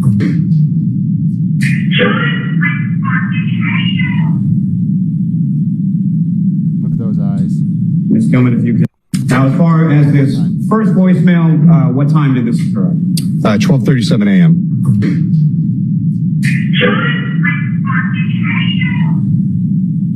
She can't even help it. She instantly looks over. Ms. Gilman, if you. Now, do you notice how Mr. Adam Lally lets that question hang? Lets the voicemail hang, plays it for 5 minutes before going on to that next question? Good lawyering. Hank Brennan's going to be even more devastating with it, and Karen Reed knows it. So whoever asked for that clip to be played, thank you, because I think that was important to say. The Bohemian Grove stuff, says Sema, is very interesting. It is, but as you know, Sema, I do, I think, better reporting on some of that stuff than Alex Jones has done, and he's definitely closer to it.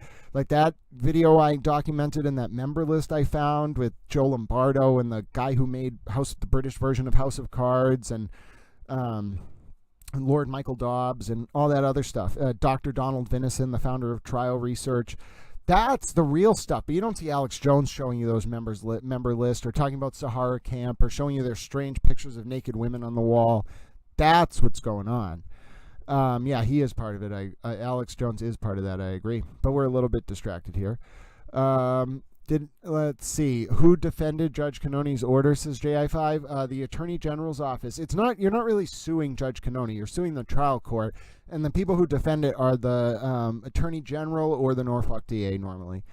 Someone says Sema says Tom has done some silly things, but like Suzanne, he gets too much abuse. Well, yeah, I think everybody should just be nice to each other. I noticed that, like, there's this certain element, not Tom or whatever, but there's a certain element that really wants to see drama between the pro Justice for John O'Keefe side or pro Karen Reed side. They just want to see those people fighting. And so I've noticed that when people are generally just kind to each other, there isn't the kind of circular kind of kickback. But there are some people like Kate Peter or others who will just introduce unnecessary insults just to rile someone like Tom or Suzanne up, so Suzanne and Tom will continue the drama.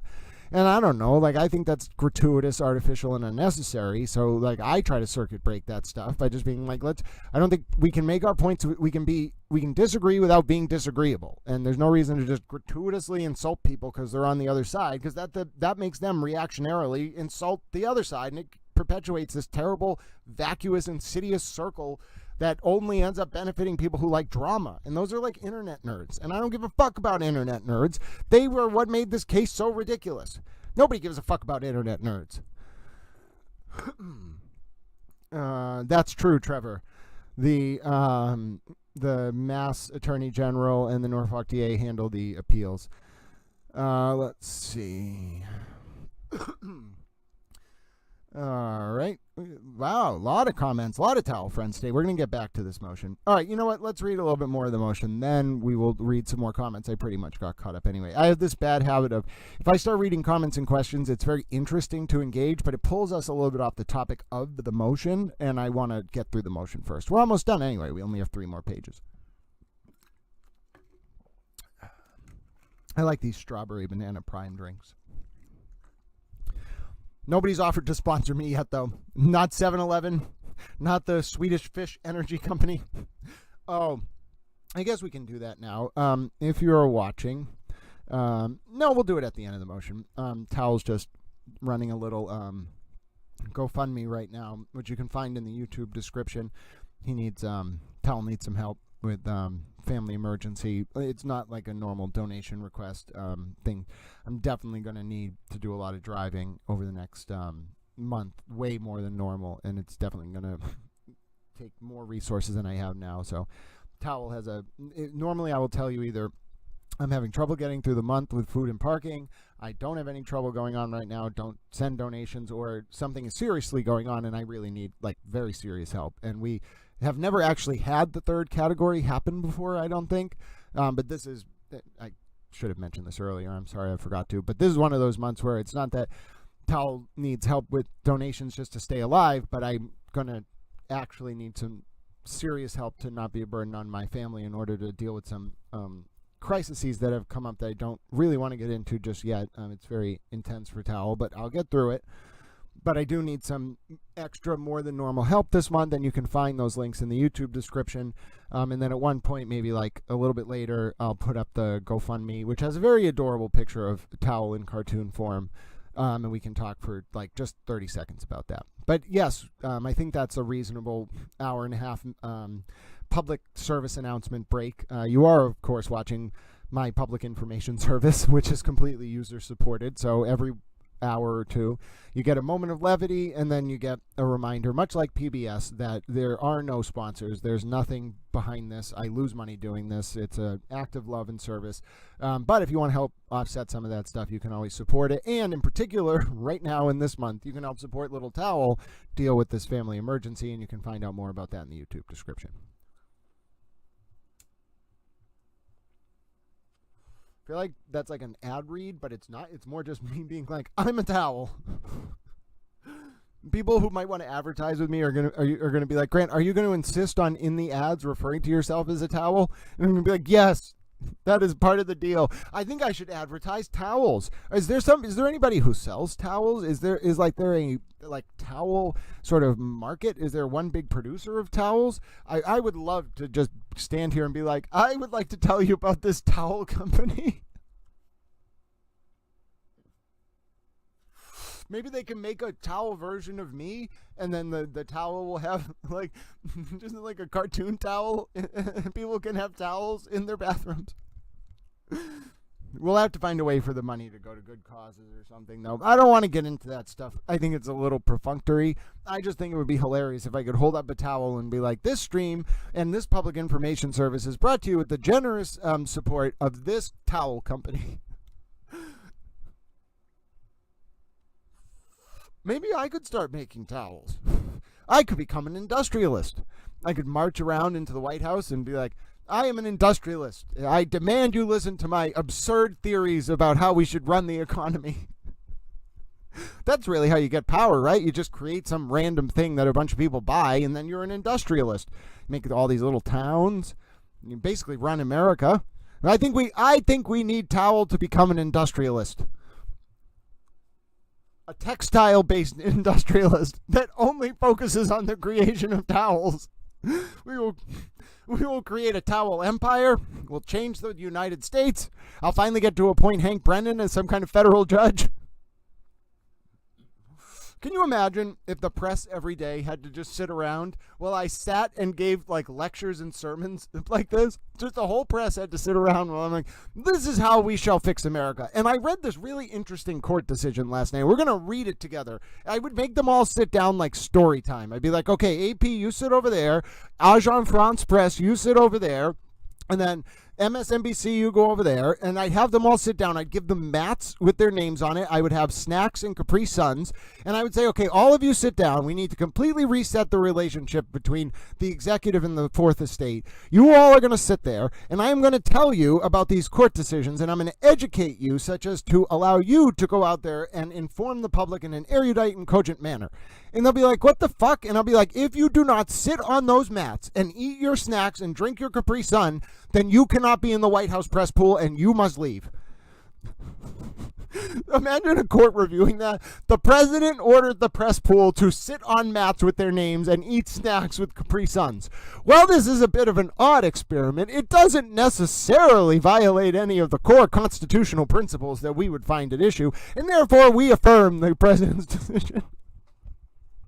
Damn right I can make the press eat Capri Suns and sit on their mats like children.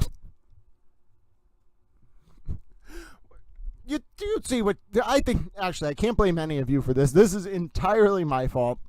I have no idea how we have gone down this rabbit hole, but we shall go back to the opinion. You have me thinking about ordering the press to sit on mats and listen to me give press conferences while they drink Capri Sun and eat snacks. I'm sure some of them would really like it. They'd be like, wow, this is a nice break from our regular routine. I don't know I think they'd consider it a little pedantic, but, you know, you're in the Oval Office. Oh, one more aside before we get back to reading the motion. Do you know why the Oval Office is designed the way that it is? It's not just because it's fascinating to have curved doors in a room. It's because of the French notion of the levee, which was this idea where you would kind of, like, the members of the public would kind of like rotate in, greet the king, and then get to say things to the king, and the king would listen to them and they would rotate out. It's literally designed like a receiving line. So you come in, you're to realize like the power of the presidency, and then you're to rotate out of the room. And now, back in the day, the White House used to actually be this. It was literally open all the time. You could just go in there and be like, yes, President Pierce or whatever, President Buchanan, I would like to petition you for support for building my farm in rural Idaho. And the president would be like, okay, take a note of this, staff secretary, and then he'd do that for like the whole day. But anyway, that's why we have an Oval Office the way that it is. It's meant to be imposing, and it's meant to tell you as the visitor, you're here for a limited amount of time, tell me what you need to say, and then get out. Which I think is interesting. I like using the unenumerated sort of or vibes like that, like the structure of how the preemptive structure, designing a room in such a way where the person who comes in feels something before you speak. That is how that's a big part of politics. Anyway, let's see.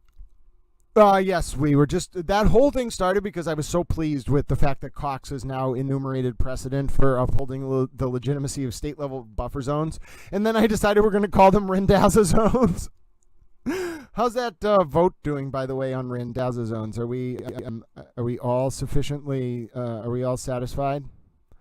The vote is 61% that we should rename them Randazza zones. 11% no, 61% yes, 11% no, and 29% people believe that I'm a towel. Now, you're not wrong in that, but it doesn't really answer the buffer zone question. I mean, we could, I don't know how we can work that in. All right, let's continue. Judge Cannone found that during the first trial, the collective voices of groups of demonstrators gathering outside the buffer zone and vehicles honking their horns in response to demonstrators could be clearly heard inside the courthouse, despite the original 200-foot buffer zone. An anonymous juror from the first trial detailed how they could hear protesters outside screaming and yelling from the deliberation room during the first trial. Where there are groups protesting in front of the courthouse that can be heard in the courtroom, such actions may be presumed to intend to influence judges, jurors, witnesses, or court officials. Yikes. Yikes, I didn't even realize Cox had that. So just by doing that, the Karen Reed people didn't realize they were sealing their fate. This ruling was guaranteed back when they started being heard in the courthouse during the first trial. I bet Judge Cannone has read Cox v. Louisiana, no less than like 1,000 times. I bet she loves that case, just like me. She probably goes around telling people how much she loves. I don't think she can tell anyone about anything, but I bet in her head she just walks around being like, I love Cox v. Louisiana and Adderley v. Florida. And I bet she also is like, that towel is a very strange, odd man. But I guess all people like that are very smart. Very odd if they are that smart. And I don't know. I didn't actually think I was that smart. But you all just keep telling me that apparently I'm very insightful. So now I've just adapted this understanding that people must think I'm smart for some reason. I don't really think I'm that smart. But more power to you all. You convinced me I am.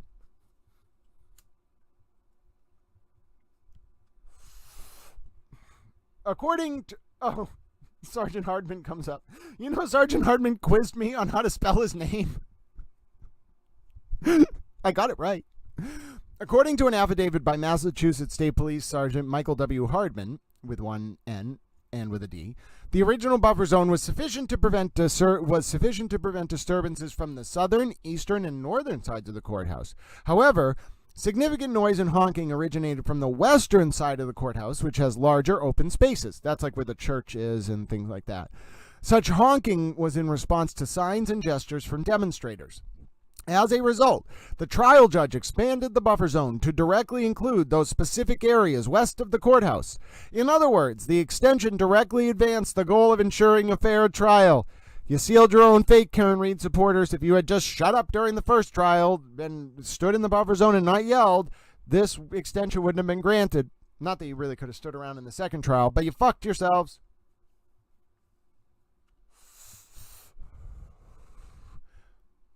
The second order is in effect during a limited time frame. The course of the criminal trial demonstrates narrow tailoring. Significantly, it says that the second order is in effect during a limited time frame. The course of the criminal trial demonstrates narrow tailoring.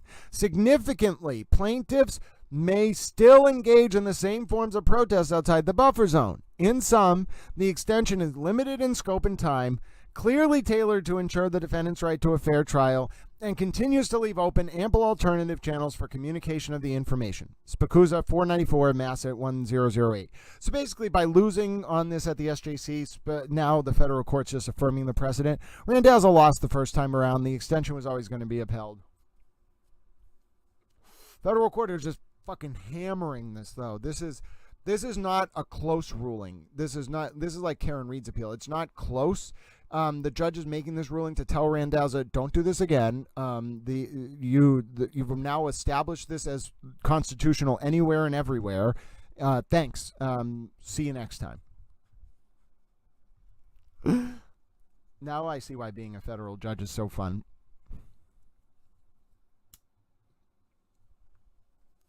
I don't want to be a federal judge, but I think I could pick some really good people to be federal judges, really impartial people who know how to write the rulings like this. Yep, that's the solution. We need to make Towel, as I've said, Towel must become an industrialist, and then we must send Towel into the government, and Towel shall say, I make towels, I therefore demand respect by the government, I'm an industrialist, and we shall listen to Towel. They'll never see it coming. Some of them will be like, why are we listening to this guy again? And they'll be like, oh, he's the one that makes all the towels. And they'll be like, oh, God, you can't mess with the towels. Everybody needs towels.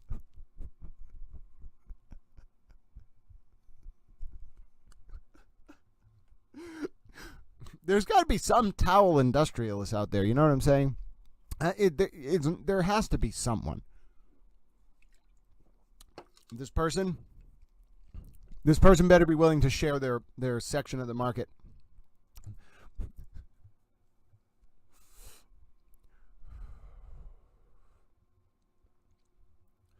All right. In sum, the extension is limited in scope and time, clearly tailored to ensure the defendant's right to a free, fair trial, and continues to leave open ample alternative channels for communication of the information. Spikuza again. Such safeguards are necessary and appropriate to ensure the administration of justice at all stages is free from outside control and influence. That's the best part of this ruling. That's literally the best part of this ruling. It says in every way, shape, or form this ruling is constitutional. Under federal state analysis, it's valid. This buffer zones are valid. They are prima facie valid. There is no argument against them, and you can even expand them if you have a compelling interest. Wow. Just devastating for Randazza. Plaintiffs argue that the second order was not sufficiently narrowly tailored. For example, plaintiffs argue that any restrictions on demonstration should only be during jury selection. Jurors could be brought in through should be only during jury selection. Jurors could be brought in through alternative entrances, and where there may be reasonable buffer zones enacted, demonstrators could be asked to turn away from a juror or witness until that person enters the courthouse. Contrary to plaintiff's assertion, the second order need not be the least restrictive or least intrusive means of serving the government's interests, especially here where the extension served the legitimate interest of ensuring a fair trial. So it's basically the federal court is saying it doesn't need to be the least restrictive means, and even if it wasn't, or even if that test was imposed, this easily meets it. Thus, because the second order is content neutral, narrowly tailored to serve a significant government interest, and leaves open ample alternative channels for communication, plaintiffs have not demonstrated a likelihood of success on the merits of their First Amendment claim. So do you folks see what this is saying? The question is not, is there a First Amendment right implicated here? It's you must look at the 14th Amendment standard, which is the order narrowly tailored to serve a compelling government interest? Check. Does it leave open? Here it's just a significant. It could be compelling too, and it would meet it. Does the order leave open ample alternative channels for communication? Check. And then, therefore, plaintiffs have not demonstrated a likelihood on success of the merits of their First Amendment claim. Not because it's not a First Amendment right, but because the First Amendment, as enumerated through the 14th Amendment, requires those two check boxes to not be met. But in this case, the order meets both of them. Therefore, denied. Denied, Rentazza. Denied, denied, denied. Thank you. Take the next train home, wherever you're from, Las Vegas or whatever the fuck. Maybe you can't take a train. You can take a train to Las Vegas. Might take a while. We're going to look at the due process section next. We only have one page to go. My name's GrantSmithEllis. I'm a towel, by the way. The poll has very much gone against Mark Randazza. We will now be referring to buffer zones as Randazza zones. Karen is delusional, says Drew Drops. I agree. That list was a good find, Grant, says Emma Sema. Yes, it was a good find, the Bohemian Grove Sahara Camp list. I think it would be helpful if the prosecution can show where Karen Reed was when she was leaving those voicemails, says No Stray Ents. Yeah, that would be helpful, especially if Karen's new Lexus telematic data has time and place location. Or the infotainment system has GPS time and place information. Do we know when opening statements will be? I'm thinking Tuesday. Grant, where's the GoFundMe page on your YouTube? It's in the YouTube description, Dewdrop. So if you go to the video that you're watching and just click expand on the description, right down at the bottom should be the GoFundMe. Let's see. Where were we? Someone said very true, Grant. I don't know what I was saying at that point. We can agree to disagree politely. I agree. It was amazing that FKR went nuts because of a standard procedural docket entry on the SCOTUS writ. Right. And then, obviously, Trevor McIntyre, I knew the stay got denied. I could tell. So then they realized the stay got denied, and it's just a procedural step to go to conference that's also going to lead to Reed losing. And they were like, oh, and then they looked very dumb. Emma Sema says, Trevor, I'm not sure I knew anyone who thought the SCOTUS brief was going to succeed. I agree. There's a Swedish drink called Blatter Housefoot. I don't know what that is, but I'll try it. Maybe we can do a drink exchange, Def Otter. I'll send you some terrible American energy drinks, and you send me that. And if you want to invade the Netherlands and get me some bitterballen, I would like some bitterballen as well. Liking the video will help the towel. Yes, that's great. You can like the video. You are absolutely welcome to. It looks like SD tried to participate and she did not get through the blue wall. Mike Lindell says, sells great towels, says Angela. Listen, Angela, he's a little bit too over leveraged. I think that payday loan at 900% he took. I'm not willing to go into business with Mike Lindell. Grant's a fluffy warm towel. I am a fluffy warm towel. Yes, for swimmers, Grant. The chamois towel is popular.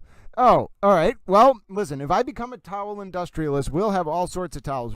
I'll be the first towel industrialist to make soap dispensers that are towels. I'll have flannels that are towels. We'll have these swimmer towels that are called chamois towels. We will just have a towel empire. You all can join in. You can make any type of towel you want. We'll have a beach towel department. I think we can have hemp paper towels. I see no reason against that. We'll source our hemp from local farms in Massachusetts. I think we can do this. We are absolutely going to create a towel empire, and all of you can join in. I'm not exactly sure how this is going to work. I don't know anything about that kind of business, but I'm sure we can find someone who's just like, sure, Grant, I'd love to help you make a towel empire, and then we'll do it. I don't know where we source the raw materials for towels. We're going to need a whole production supply chain. I think we need we're going to need some type of raw fiber. We might have to go down to South America. All right. Sema, we are putting you on a plane. We are sending you to the Amazon rainforest, and you need to source raw textiles for this operation. Now, I think you should get a malaria shot. I think you probably need to learn some Spanish. Entiendo español. Se puede asistirte si tú necesitas.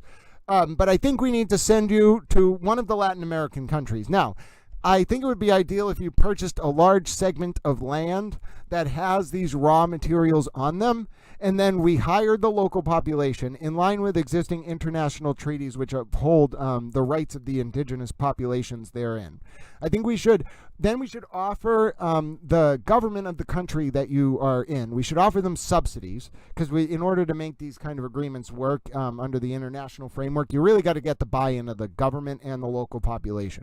So let's get them both on board, then let's purchase a large segment of land, and let's create a sustainable operation to produce the underlying raw materials to create towels.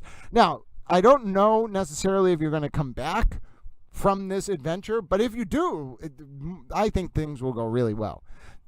All right, so who's on board with sending Sema to a Latin American country to source materials for the production of towels? Personally, I'm all about it. Okay, listen, we don't have to. What was Esty even saying? I wish I had been here when this was happening. I don't know exactly what was going on there, but I can't overrule the towel faithful. They have very strict standards for not engaging in discrimination, derogatory language, or sea lining. So, well, let me just click one of the messages. What did she say? Esty said, "Oh no, I don't. Get rid of that thing." What did Esty say? This is annoying me. Oh, Esty was just being like, "What?" There was a fake Tom in the comments. I don't think that's that bad. Esty isn't. I don't think Esty's a bad person. I think Esty is just friends with Karen. And if none of us know what it's like to be friends with Karen. I don't want to be friends with Karen. But you have to imagine that, if Esty actually knows Karen as a person, then of course Esty is going to be thinking about her friend. So try to have a little sympathy, whether you agree with someone's view on the case or not. If you thought of Karen as a friend, try to put yourself in that shoe when you're reading Karen's friend's comments. That's all I can advise you.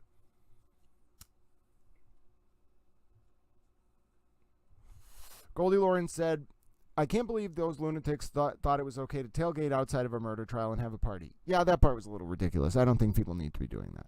I think there were two counter protests organized by Lindsay Catani and a few other people that were pretty well done. But it definitely didn't need to be an everyday thing. It didn't need to be taken advantage of, and the way we're not going to go down the road of how Kate Peter ran undisclosed to the participants in those protests, donation drives, and got in all sorts of trouble with Facebook admins. That was just chaos. But the actual spirit, Kate Peter, by the way, got invited at the last minute and didn't even organize those protests during the first trial. But the spirit of those protests was in the right place. The spirit of having cookouts on the Free Karen Reed side, in my opinion, was not in the right place. Let's see. Deafwater gave a warning for antagonizing for trivial reasons. See, I didn't get to this part of the chat, but I knew that there was discretion, and I'm going to defer to that discretion of the honorary towels. Jewdrop says the protesters were very disrespectful to the O'Keeffes and the witnesses. Yes, they were, and I can definitely show you some videos of that. In fact, for people who want to see why we have this buffer zone, why doesn't Towel just bring up this one clip that I think says so much if you're wondering, why does a criminal trial even need a buffer zone? For most people, I think they would think people would just respect the sanctity of the process. But no, let's take a look at what happened, folks, during the lead up to the first Karen Reed trial. And let's notice how different things are today because of the buffer zone. So I'm going to bring up this video. It's very disturbing. It's very disturbing.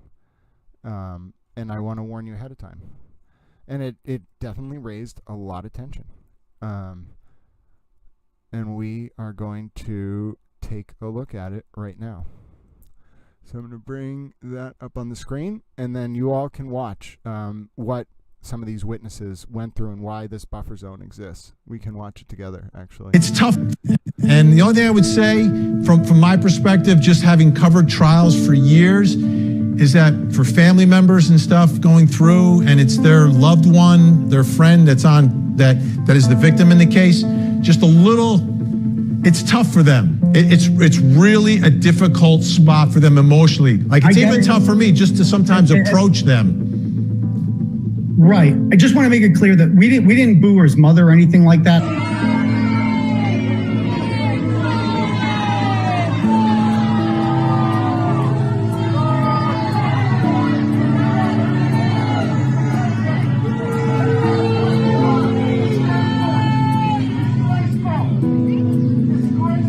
Actually said, no, we're not going to say anything to his mother. What the fuck is wrong with Peggy O'Keefe? Oh, she's fucking old. You're being mean to the mother. Well, fuck her too, okay? Fuck her too. Wanted to be very clear with that. Because I know you're old and we have to be nice to fucking old people, especially when their fucking kids died. Okay. Even his brother, I said the same thing. We're not going to do that. And yeah, Paul, talk about your mama. What's she gonna do about it? You fucking drunk.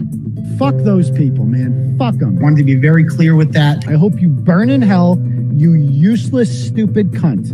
I fucking hate you. Oh, dear I God. actually said, no, we're not going to say anything to his mother. And that's why I'm... Okay, hold on. Disclaimer. That's fucking horrifying. I forgot he said some of those things. I am presenting this to you as, in a very critical manner while commenting on this. This language is completely inappropriate. You have a warning now. This language we are critiquing.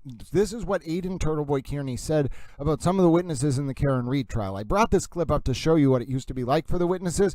I didn't remember this. It also included this language. There's your disclaimer, but for the historical record, this is what Aiden Kearney actually was saying about John O'Keefe's family. Like with the O'Keefes, like, enough of the fucking pity party for these fucking people. The only good part about John not being alive is he doesn't have to be around any of you useless maggots for a second more. Fuck you. Fuck your high horse. Burn in hell. That's what I think of you.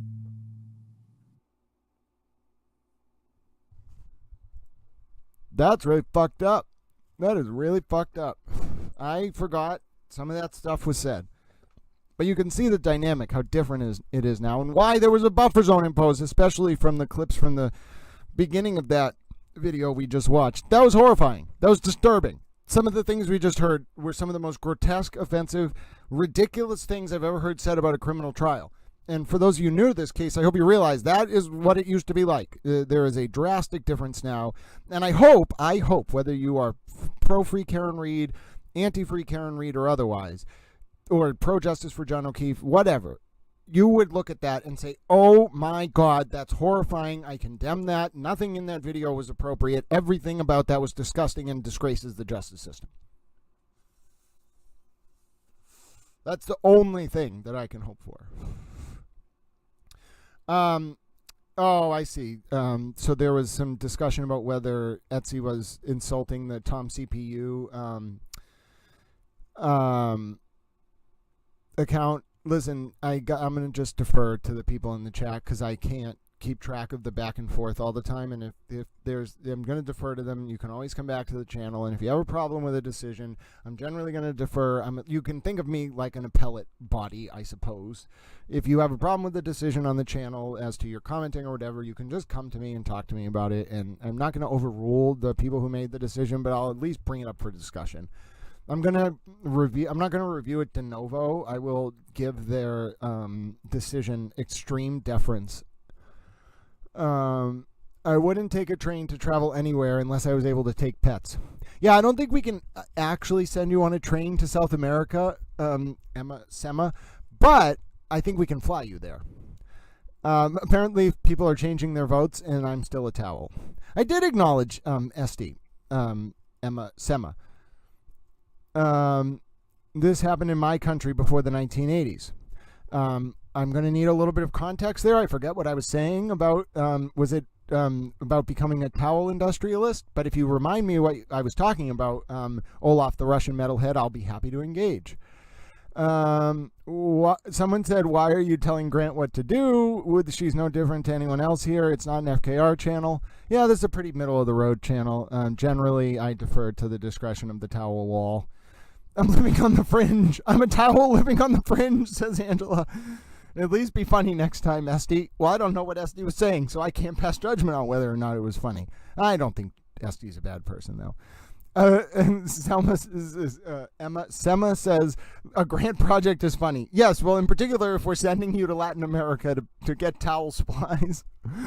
JI5 said, Esty was being antagonistic. Seems like she's been trouble before I got here. Yeah, I didn't really see the exchange. As I said, if we need to revisit this, I'm not going to relitigate this. I didn't see how it all went down. I generally defer to the people who are in the chat dealing with the miniature of the back and forth, and that's what I'm going to do right now. But I will, if Esty wants to talk to me about this, we will talk about it, and we will come to a place of mutual understanding, and then we'll go from there. It sounds extra.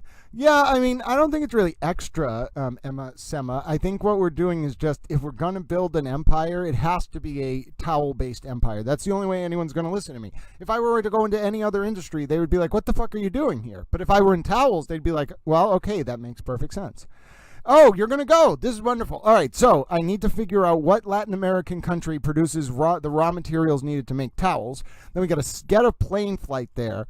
I don't know if we need to get you accommodations. I think what we should do is get you a rental car and a Spanish translator, and then hire the army to be your bodyguard. And then we should send you into some area and then have you establish textile production plants.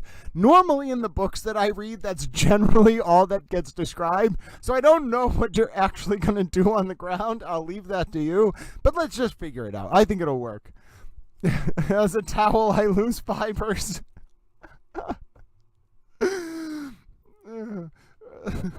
Jim Jones tried this in 1978 by founding Jonestown in South America. Okay, no, listen.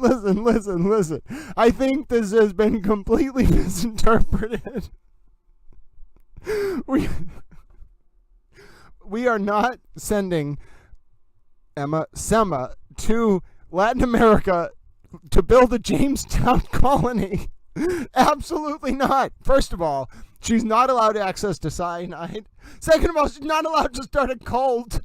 She has to go there, and pursuant to existing international treaties and in line with our domestic obligations as enumerated through the 10th Amendment and imposed on the government by way of the Congress, we must develop fair trade, free trade, and fair trade based agreements with the indigenous population and the local government. We are not setting up a colony. We are not creating an indigenous nation state. We are not going to Guana, first of all. We're going to like El Salvador or maybe Brazil or some other country that is rich in natural resources, and we're not being exploitative. And also, we have no plan to collude with the Russians or the Soviet Union to establish a renegade colony of communists, and I don't want anything to do with that. I don't really like communism. I don't trust it. I think it's very dangerous and authoritarian. So all of those things are not going to happen, whether Jim Jones did them or otherwise. So Sema is not going to Latin America to start a cult and get people to do that. No, absolutely not. Esty. Oh, Deafwater. I see. Well, Esty, you fucked up then. You fucked up if you drew the ire of the towel people by making fun of Towel and Lindsay. That is not look, you didn't make it. You only lasted a few minutes. That's why there's a blue wall of towels. Let's see. Goldie, I should have put a comma. I meant his towel project is extra. It's not extra. This is a very important foundation of the world economy. When the evidence is on your side, argue the evidence. When the law is on your side, argue the law. If you have neither, slam the desk and blame someone else. That's a very good insight, Western Mass, Mark. You continue with insights like that, you'll be an honorary towel in no time. Who put this clip together? I think I got it from Brian Riccio. He might have got it from... I wonder, I don't actually know who originally released it, but I definitely saw it on Brian Riccio's feed originally. Folks are saying that that was a good compilation and that some of the things said were disgusting. Yeah, and I tried to give a warning. It is very sickening, but it was well put together. And if Brian Riccio was the one who helped get that out there, more power to him. He sadly passed away, but he was the reporter who helped me discover this case. I don't think I would have ever started looking into this at all if not for Brian Riccio, so God bless his soul. He was a reporter from Revere. Aiden sounds like an uneducated thug, says Nancy from the 508. Well, that's your opinion. JI5 said that video is appalling beyond belief. Jewdrop says this is very upsetting. Def Otter says the Pink Horde can only blame themselves for the buffer zone. They were unable to behave appropriately. So I don't know how to block people. You're going to have to figure it out. Karen Reed can always ask her chauffeur to drive her to the edge of the buffer zone to say hi to her fans. But of course, she is not going to do that because she doesn't care about them. Tough love, says Ems. Yeah, it is weird that she hasn't really been doing that.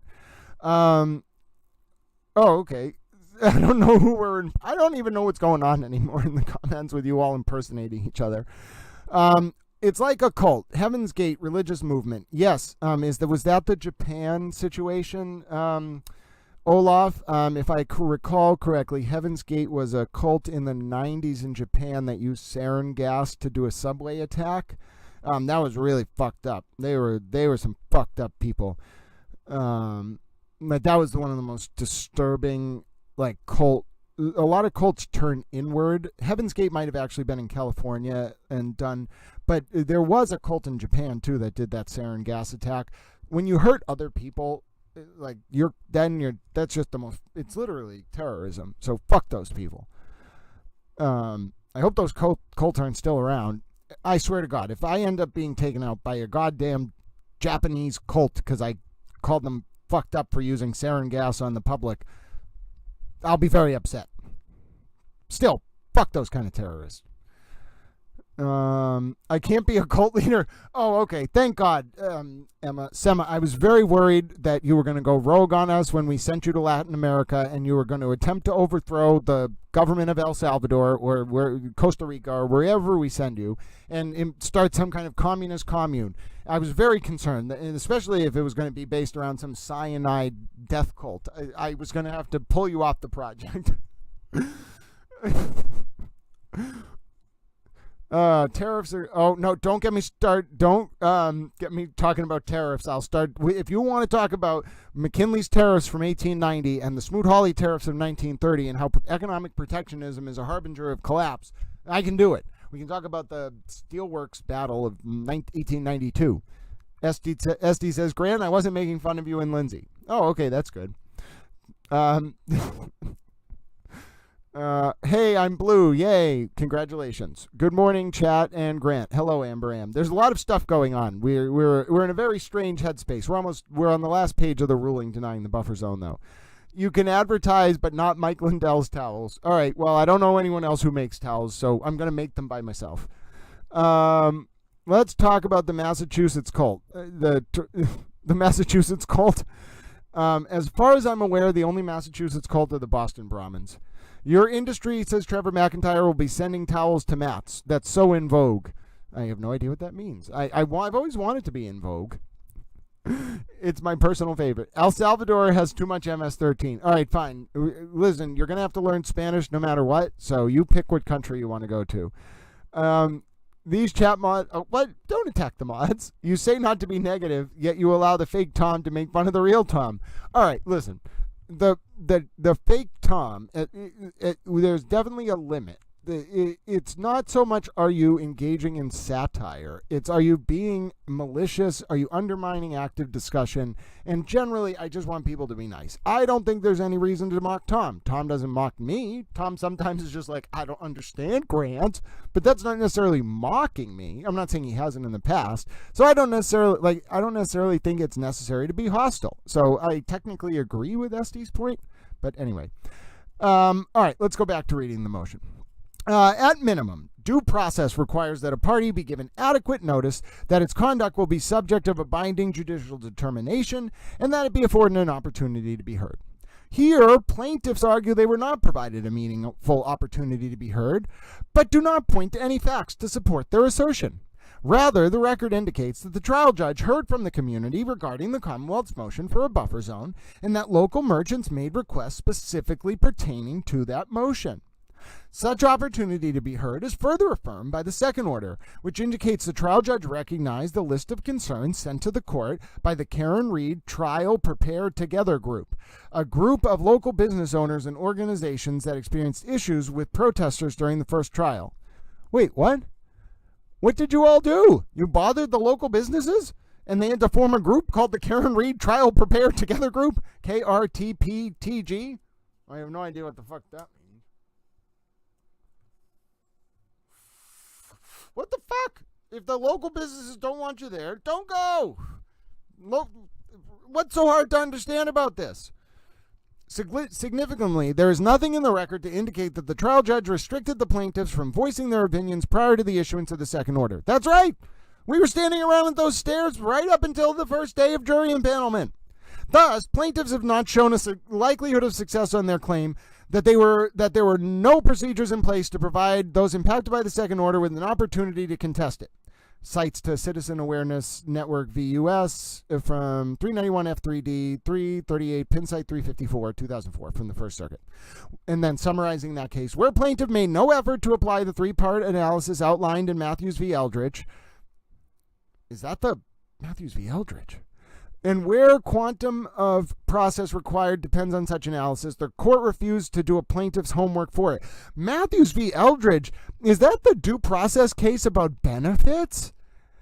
Ah, I love it. What that means is the nature of the process you're entitled to means you have to do the work. You have to exhaust your administrative remedies. You have to motion the lower court. You can't do none of those things and then be like, I didn't get enough due process. Well, you never did your fucking homework. You didn't go to the lower court and object, or you didn't try. So that's what that argument is. I love it. Matthews v. Eldridge. I knew that off my head. That case comes up a lot, though, in the 14th Amendment context. You'd be surprised how rare 14th Amendment cases come up after a certain period of time. The court doesn't really like looking at fundamental rights anymore.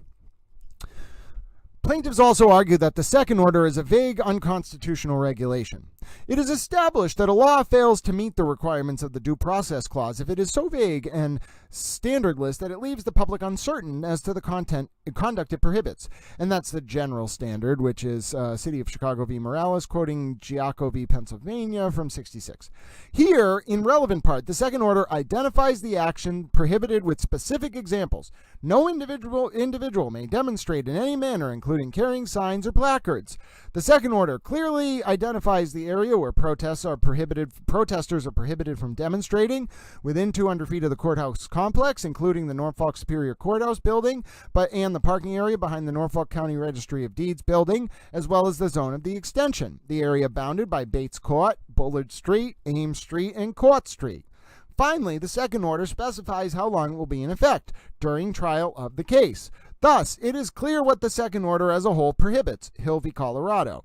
Speculation about possible vagueness and hypothetical situations not before the court will not support a facial attack on an order when it is surely valid in the vast majority of its intended applications. I love it. Hill v. Colorado has been added to the towel pantheon of favored cases. Now, let's go to this footnote 3. This is the judge speaking. I need not reach the remaining factors: irreparable harm, balance of the equities, and public interest, where plaintiffs cannot demonstrate likelihood of success on the merits. See Newcom Wireless Services v. Sprintcom 287 F3D 1 pin site 9 from 2002. The sine qua non, I love it. The sine qua non of this 4-part inquiry is likelihood of success on the merits. If the moving party cannot demonstrate that he is likely to succeed in his quest, the remaining factors become matters of idle curiosity. I love federal judges. They write such angelic prose. I wish to nominate them all for some kind of award. Wine and Spirits Retailers, Inc. v. Rhode Island, which is 418 F3D 36, pin site 54, First Circuit 2005. Quoting the case, plaintiff had not shown that it is likely to succeed on the merits of any of its claims. Since such a showing is a precondition to the securing of a preliminary injunction, we need not probe the other components of the applicable 4-part test. Conclusion. For the reasons stated above, plaintiff state's motion for a temporary restraining order, docket number 2, is denied. But it's not a state's motion. I think that's a typo. It's plaintiff's motion. Anyway, it's denied. Now, you might be saying, okay, Grant, that says it's denied, but how do we know that the injunction is also denied? You showed us that it was subject to a similar standard of analysis, right? But how do we know that it's also denied? Because the plaintiffs in that case had moved for a TRO and an injunction. Well, Little Towel is going to show you exactly how we know, because if we go, hold on, let me mute this so it doesn't start playing. If we go to this wonderful image right here, which I can expand for you. Hold on one second. I'm a towel.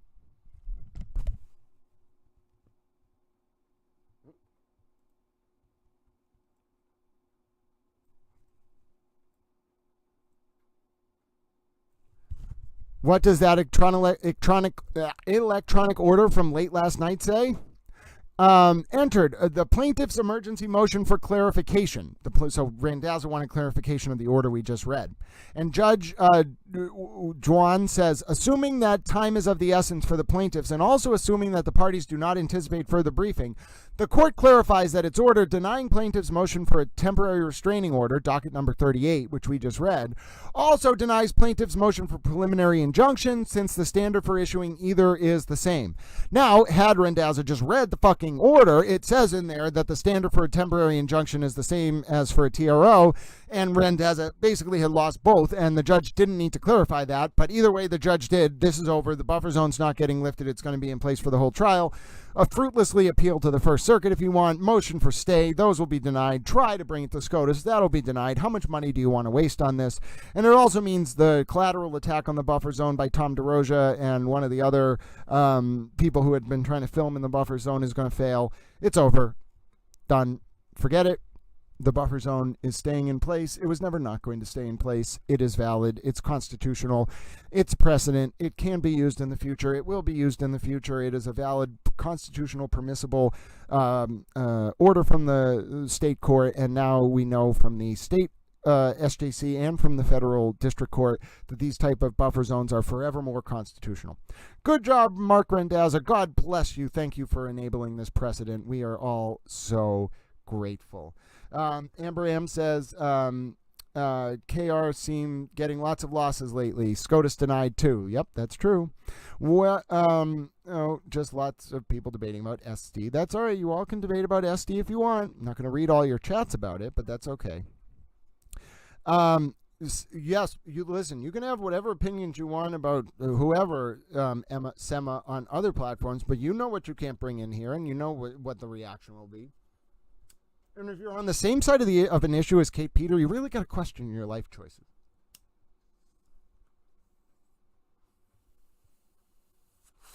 It was hilarious, says Amber M, that these plaintiffs thought they could override a judge's order. Thank you, Judge Cannone. Celebration.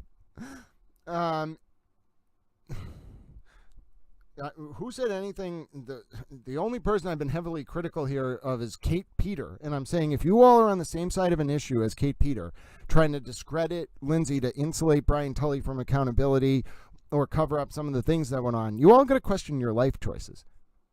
But then again, I think Kate and Aiden even make strange bedfellows on some of those issues.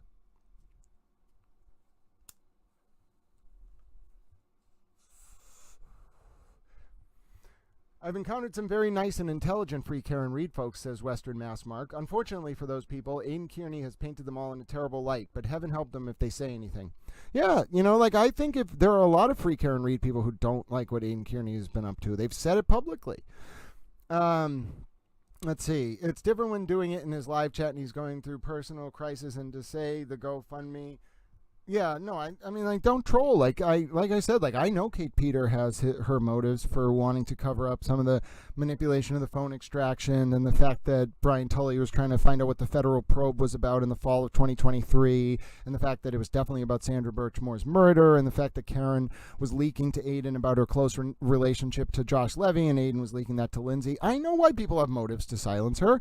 I don't understand why you all want to bring it up, and I'm just going to tell it how it is. Let's see. But yeah, and I've also said before, anyone has a reason, is entitled to raise money. If you want to launch a fundraiser and ask people to support you, and you are authentic in doing so, and you're not manipulative like Kate Peter, you have a right to do that. That is your right as a human being. I don't care if it's Sema. I don't care if Esty wants to run a fundraiser. Me, it doesn't matter. If you have something you're going through and you need to ask people for help, it is not embarrassing. There is nothing wrong with it. You are entitled to do that. I talked to Tommy about this before, and Tommy was like, absolutely right. People have a right to launch fundraisers, whether it's to defend themselves, whether it's to launch a proceeding, whether it's because they're going through a crisis. Everybody might have something that they can go through. And I have said some of the tactics that, like, for example, Kate Peter or Karen or whatever, the tactics that people have used are problematic, in my opinion. That doesn't mean the underlying concept of their ability to raise funds is being attacked. No one has ever said that, at least not me. So I don't like when anyone tries to subversively, and especially if you do it in a hypocritical, sanctimonious way, say, oh, X person shouldn't be able to raise funds or what. No, that's bullshit. That's bullshit. Show the same respect you would for anyone who says they need help. Just bullshit. That part, I think, is kind of bullshit. I did say that Randazza's, is mostly perfunctory for Randazza to raise this appeal, but, he if anything, it worked against him.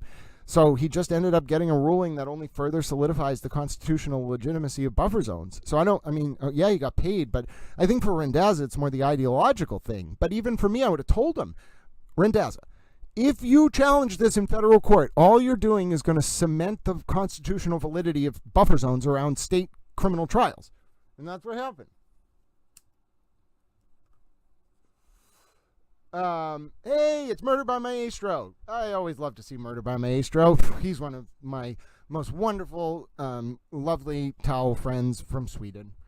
I only have so many, or maybe Holland. There's so many towel friends. I know some people from Sweden, some people from Holland. I'm pretty sure he's from Holland. But either way, it's great to see you, Murder by Maestro. Let's see. Sema says, okay, I just know that if it was egregious, it went over my head. Jewdrop says, bring on the trial, justice for John O'Keefe and his family. I didn't say you were on Kate's side, Sema. I was saying, I have to do that every time or I'll say it the wrong way. I was saying that if you take a position that aligns with Kate Peters' interests, like covering up with what happened with the manipulation of Lindsay's cell phone extraction while it was in the possession of MSP in order to insulate Brian Tully from accountability, even if you do so incidentally, then you're just being used as a pawn. And you're aligning yourself with Kate Peters' interests. Jay says, I don't know if it's a question or a statement, but Jay says Kate Peter and Tully will be sued by Lindsay. Interesting. I haven't heard that. That's not me, says Emma Sema. Nobody is above reproach, says Murder by Maestro. Randazzo will do anything for $1, says Jay. I think Mark Randazzo legitimately thinks of the First Amendment like Justice Hugo Black. Like, he's just so ideologically committed to a misinterpretation of how the First Amendment functions, or he's so quixotic and naive as to his belief about how it should function that he just doesn't care. Like, he's just like, I want the First Amendment to have no 14th Amendment considerations at all. I just want it to be just applied as it's written. And it's like, no, Mark Randazzo, that's not how amendments work. In fact, if we're using the principle of subsequent amendments modifying prior amendments, then the 14th Amendment came after the First Amendment, and therefore it works in tandem with it. But did you know that you can't always amend the Constitution? For example, the number of senators, you can't amend the Constitution to change that. But most other things, if you amend it, then the amendments in the order that they're made are read into the original Constitution. But some things you cannot amend, but very limited things, only like the number of senators and stuff, like maybe one or two other things. But what I'm saying is if you make a First Amendment and then you later make a 14th Amendment, both of those amendments working in a similar function get incorporated into the Constitution. And you can't just say, I like the primacy of the First Amendment and I want to ignore everything else. It's just the First Amendment in isolation. That's what I want to define America. It's like, no amendment works that way. The Second Amendment doesn't work that way. The Sixth Amendment doesn't work that way. If it did, there would be no right to a jury in criminal trials, etc., in state criminal trials that are non-capital cases, etc., etc. Let's see. I have no idea if SD was removed. I don't control that kind of thing. I did not boot SD, says Def Otter. She may have just left. Yeah, that's fine. I mean, SD has a life. I don't think anybody booted her. I didn't boot her, of course. Well, we all have our faults. I like to listen to you, Kate, Kevin. We should all be allowed to opinions without being ridiculed. It's not about what Kevin. I don't think there's anything wrong with Kevin. I think he just is willing to overlook things related to Kate and certain things because he's so close to that. But it's not a matter of your opinion. It's what you're doing. It's, are you being subversive and manipulative and hiding things? Kate Peter was an undisclosed PI for a guy named Marty Kraft that's very close to these cases. Like, that's what I don't like. Just be fucking honest or don't get involved. And that's really what bothers me. It's not people's opinions. It's what they're not disclosing about why they're involved.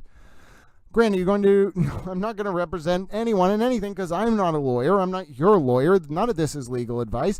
I want to roam the countryside in a robe preaching to people about the importance of unconditional love. I do not want to spend my life enmeshed in a legal system that validates contentious, ego-driven clashes for public sport. I think that is gratuitous.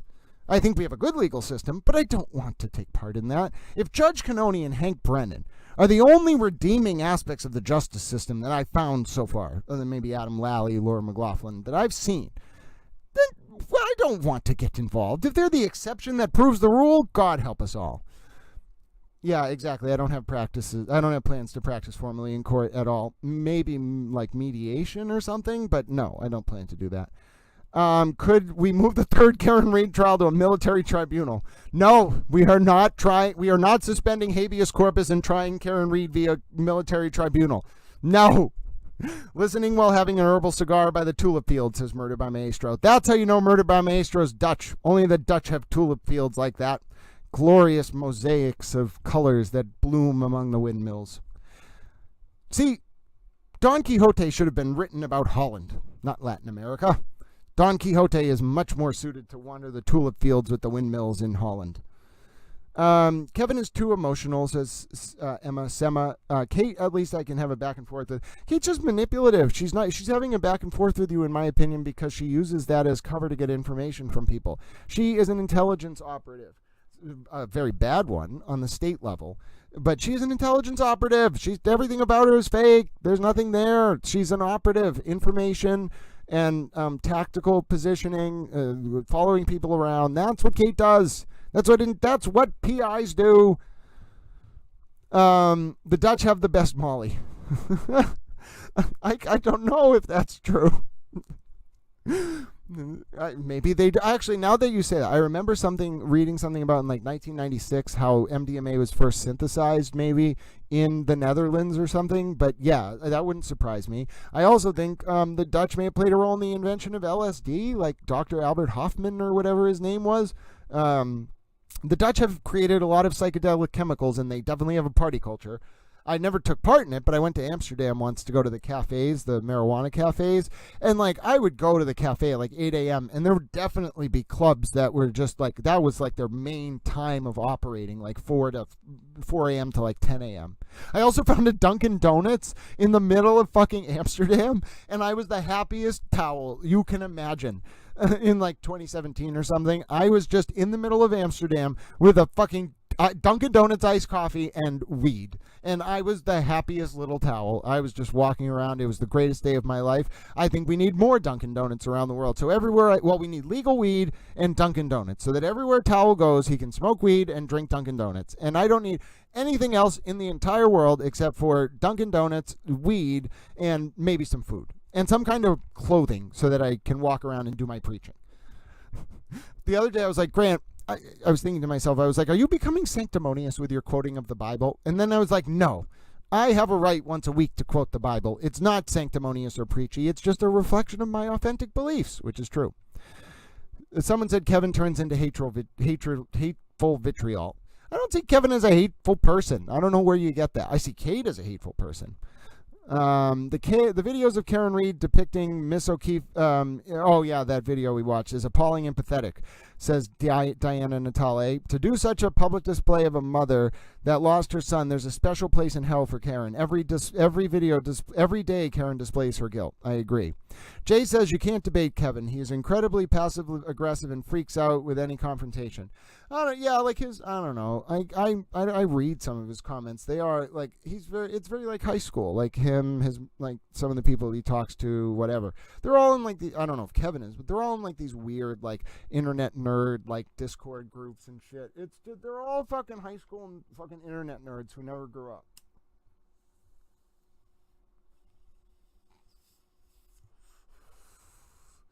Grant, I want to ask you a question that Kevin refuses to address and completely ignores. All right, Jay, let's see what you have to ask. Olaf says they also invented the Dutch rudder. I don't know what a Dutch rudder is. Is the Dutch rudder that thing where you throw a rope line over the front of a house and then use it to pull furniture up because their houses are so narrow? Kevin does have a serious health problem. I hope people will give him a break, says Amber M. I agree with that. Western Mass Mark says, Emma, other than Kevin's infamous mindless mob comment, I don't find him hateful at all. Maybe I haven't interacted with him like you have. Amber M says, Jay, you don't know about his health problems, don't you? You know about Kevin's health problems, don't you? Sema says, even if that were true, you don't get a free pass for hating all and everyone. Jay's question is, why didn't Proctor notify the CERT team how much taillight was missing in real time? They wouldn't have quit after 5 pieces if they knew, or would have come back the next day as they said they would. I think it's very clear that there was a blizzard ongoing. I think almost everyone realizes that there was a blizzard ongoing. And I think furthermore, what ended up happening was the time of the crash, that was 12:31 a.m. By the time the initial police department team got there to respond at 6 a.m. or something, it was already one of the 7th worst storms in New England in recent memory. By the time the CERT team was able to respond, which was a little bit later that afternoon, I think, we're talking full-on blizzard. So, of course, I think it was more a question of how were people putting together first of all, where the taillight was broken, which quickly came to be identified as that front lawn. And then second of all, where could it be within that area? And that's where the leaf blower came in, the processing of the initial crime scene. And then, of course, you can process an area and completely miss small pieces of fragmented glass. And not only that, have no idea how many pieces the taillight itself broke into that were, and this proved to be true, under the snow and only revealed when the snow melted. So the whole timeline aligns, which is first there were the leaf blower was used to uncover what was clearly pools of blood and pieces of glass. Then as more pieces of taillight and glass become exposed over the next hours and days, they're processed, and then the full picture is put together, which is the reason why Karen's taillight was seen broken at 5:07 a.m. on video, and then seen broken at 8:23 a.m. on video, and then seen broken at 4:12 p.m. when it was collected from Dighton and brought to the Canton PD for processing. It was broken then too. That's when it all kind of got put together. But those events are happening in real time. So if anything, I think the fact that in a blizzard, folks managed to so quickly, within days, put together what had happened is incredible. Western Mass Mark, what was that comment? Western Mass Mark, he's been really mean to Grant for months. Only recently has he been nicer. Yeah, I think that was a Kate thing. I never thought Kevin was mad at me. I thought that Kevin was just acting on Kate's orders. It's Kate and Jen McCabe who put the order out. I believe that was just like, fuck Grant, whatever. And it's like, okay, what do you both like care more about Tully than the truth? Like, fuck yourselves. In a loving way. I don't have anything against Jen McCabe. Personally, I don't know her. I just think that she's also in Kate's orbit and is pot committed a little bit. And I also say fuck yourself to the government all the time. I mean it in a loving way. Got to hold people accountable. Universal moral standards and all that.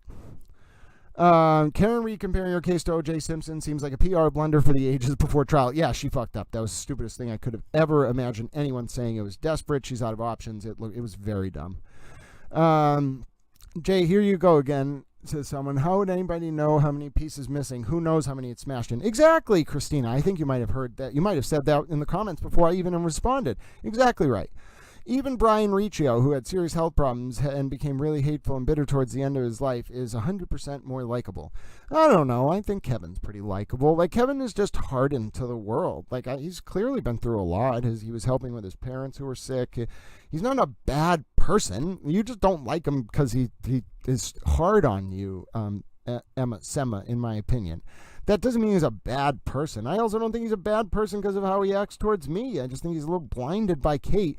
And he's also, what I would call Kevin is, like, ornery. Like, he's very traditional in the sense that, like, if he's, like, grumpy, he's going to show it. So I don't care. I don't act that way. I'm very just, towelish, but I am also realize I'm unique. So I'm not going to hold it against him for being, grumpy. Grant, the question is, Amber M says, Grant, yes, full-on blizzard. Yep. Angela says, Grant, will Hank Brennan front-load Proctor in his opening statements? I think he'll preview it, but I don't know what Hank Brennan's opening statement's going to be. That's the most beautiful part. You can tell that someone's really, really smart when you have no fucking idea what they're going to do with their opening. And I have no idea what Hank Brennan's going to do with his opening. It's so frustrating that I have some more weeks of class because I'm going to be in and out, if that, over the next few weeks. But I have till, I think, 11 a.m. or something each day to get there. So that's at least appreciated because I think they were a little bit more accommodating this time. Like, I can't guarantee that, especially with all my personal stuff and emergencies going on, I can always go there. So being able to they'll just hold it till 11. So even I don't really want a good seat. I don't really care about that. But no matter what, if I can get there till 11 or not, and I might be able to do a little bit. But I just don't, I think with class not ending till May, I think it's going to be a little hard for me. But yeah, in terms of the opening statements, even if I have to, do it between classes and watch with you all, Tuesday, I think if we get them, that is going to be absolutely unbelievable. It's going to be wonderful. It's going to be incredible. It's going to be extremely interesting. We don't know if we're going to get going Tuesday. All of the T's have got to be crossed and the I's have got to be dotted, but we're heading in that direction. We're going to be back Monday, at least for the morning session, which maybe I'll be able to make. Doubtful though, but maybe I will, at least for a little bit of jury selection in the morning. Then we're done. And then trial will start. Now, if there's any delays, anything or whatever, we'll push back another day. But I think at this point, we're looking for Tuesday opening statements, and I hope you all are ready. There will never, in my opinion, be something as interesting as Hank Brennan's opening statement, because I don't think any of us have an idea of how this man's going to present this case. Even me. I looked at every document. I have some ideas, but I don't actually know. And that's how it's supposed to be. He's not supposed to try the case in the public, unless the defense files some kind of motion where the state has to respond. The prosecutor doesn't try the case in public. Let's see. Oh, we have a lot of comments here. Hank Brennan is doing better. Hank Brennan wasn't trying to win the Whitey Bulger case. He knew Bulger was, like, he had no choice there. He was going to lose. He was trying to expose how the FBI enabled Bulger, and that's what he did. Hank Brennan has a really good chance of winning this case, though. I was reading a comment that said someone was watching who they watch. I don't know. Listen, just look into who you watch. Why are you watching them? So if you're watching someone for humor, that's great. I think there are some really, really funny people that do content around this case in a needed way to keep it light because it's very intense. But recognize why you're watching them, right? That's great. But if you're watching someone who's like analyzing documents, okay, how are they analyzing them? Why are they analyzing them? What do they bring to that analysis? Are they saying their opinion, or are they trying to interpret the precedent? Are they disclaiming to you like they're not a lawyer? Are they saying that they have no, they're a lay person? Are they really like being open about their training? Are they saying like I've either been to law school or haven't been to law school? Like those are the things. It's not who's talking. It's how they are trying to present information to you, and are they being authentic and being transparent? I've been wondering how Hank will handle Proctor too. Yeah, it will be interesting. Jay says Kate is a master manipulator. Yes, Kate Peter worked for Aidan Kearney for a reason. Kate Peter and Aidan Kearney are not that different. Kate Peter misgendered her own child in front of me and was pleased about it. Kate Peter told me religion is bullshit. So, yeah, and I'm just like, yeah, I don't understand how people fall for it so easily. But listen, that's how it works. Cult of personality. Tuesday, we're thinking for opening statements. Christina says, I love Grant. I love Grant too. I'm a towel. Judge Cannone loves her delays. I can see Wednesday or even later. It's not Judge Cannone delaying things. It's you have to be procedurally ready. Everyone must be procedurally ready for trial. So Judge Cannone is saying, is every T crossed? Is every ruling done? Remember, we have the Aidan Kearney. Oh, no. Wait a minute, folks. Unless we get this done Monday, I don't know if we can actually start Tuesday because Aidan Kearney filed a motion where he asserted that he's going to take the 5th. I think what that means is Judge Cannone has to have a closed-door Lumen Martin hearing, LUMEN-Martin. Now, in that hearing, Aidan, nobody's allowed in, just Aidan and the parties, no media, no nothing. Judge Cannone basically does a colloquy with Aidan, and he has to be given permission to assert the 5th. So there is an outstanding motion. Whoever brought that up, it's not that Judge Cannone wants to delay it. We cannot move to trial unless every single motion that needs to be addressed before trial starts is addressed. You don't just go, just because you have a jury doesn't mean you just go to trial. That's what I think we're expecting. But this motion from Aidan and the sequestration motions, you got to at least, if he's going to assert the 5th, you got to do a preliminary or a closed door hearing, etc. So Tuesday, Wednesday, maybe Thursday, this week we're going to get opening statements though. And it's not because Judge Cannone wants to delay. It's because process matters. Process. Western Mass Mark says, let's not gloss over the fact that Aidan is the most hateful, most vile, most unreasonable voice in this entire nightmare for the O'Keefes. Well, that is certainly your opinion, Western Mass Mark. Jay says, Grant, I gotta fly. What's your projection? Guilty, acquitted, or hung jury? Guilty, count 2. What? Maybe the main charge, maybe a lesser included offense. Compromise verdict. I don't think they'll weigh in on if they do weigh in on the other 2 charges, it will just be a byproduct of the compromise verdict on count 2. It's all the info in the weed. I can connect. Thanks, Christina. Dewdrop says guilty. I agree. Imagine what Free Karen Reed would say if Brian Albert left a voicemail saying, John, I effing hate you the night he passed. Exactly. Karen left that voicemail. All the noise from the Free Karen Reed people was just to distract from all the evidence of Karen being guilty. Christina says guilty. Yep. Western Mass Mark, I don't think anyone here is overlooking how vile he is. Agreed. Maybe. No, I think most people will, even the Karen Reed people will say some of the stuff Aidan said was way over the line. Let's see. Sema says, I love this rant about Kate. Well, I can always rant about Kate. Brandon will be very professional in opening. That's his style. No style. Stick to the facts. Exactly, Amber M. It's going to be wonderful. So ready, says Def Otter. I am too. If she's found, let's see. If she's found not guilty, it will be solely a result of the foolish interview. If she's found guilty, it will be solely a result of the foolish interviews and TB actions. Otherwise, reasonable doubt. Peace out.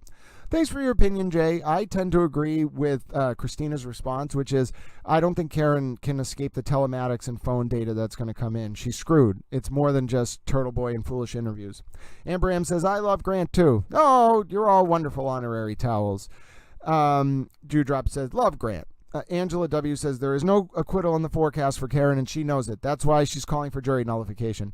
Yep, she's screwed, and she knows it. And there is no jury nullification because she fucking did it. You only really get jury nullification when you did something that is, like, socially acceptable but illegal. Like, you know, you get in a fight, like, not a fight, but you get into a verbal argument on your property and you're charged for, like, you know, doing something on someone else's property. And your argument is, but I was on my property, but they charge you anyway. Okay, the jury might nullify there because you shouldn't have been charged because you were on your own property, but you got charged anyway somehow. That's the kind of thing they might nullify on. Or like if you got charged with like smoking weed in public, which is like a civil fine or something, and you brought it to trial. Okay, first of all, medical patients can smoke weed in public, but if you're a person who doesn't have a medical card, you got fined. Yes, I'm sure if you took that to trial, the clerk or the jury might nullify it on the grounds that it is ridiculous that anyone would get fined for smoking weed in public. Just tell them not to smoke weed in public. You don't have to fine them. But that's where you use jury nullification, not for murder. You can't nullify a murder. Jury nullification is basically you did it, but the jury thinks that the crime isn't serious. And this is not that. All right. Dewdrop says she agrees. Karen's guilty and she knows it.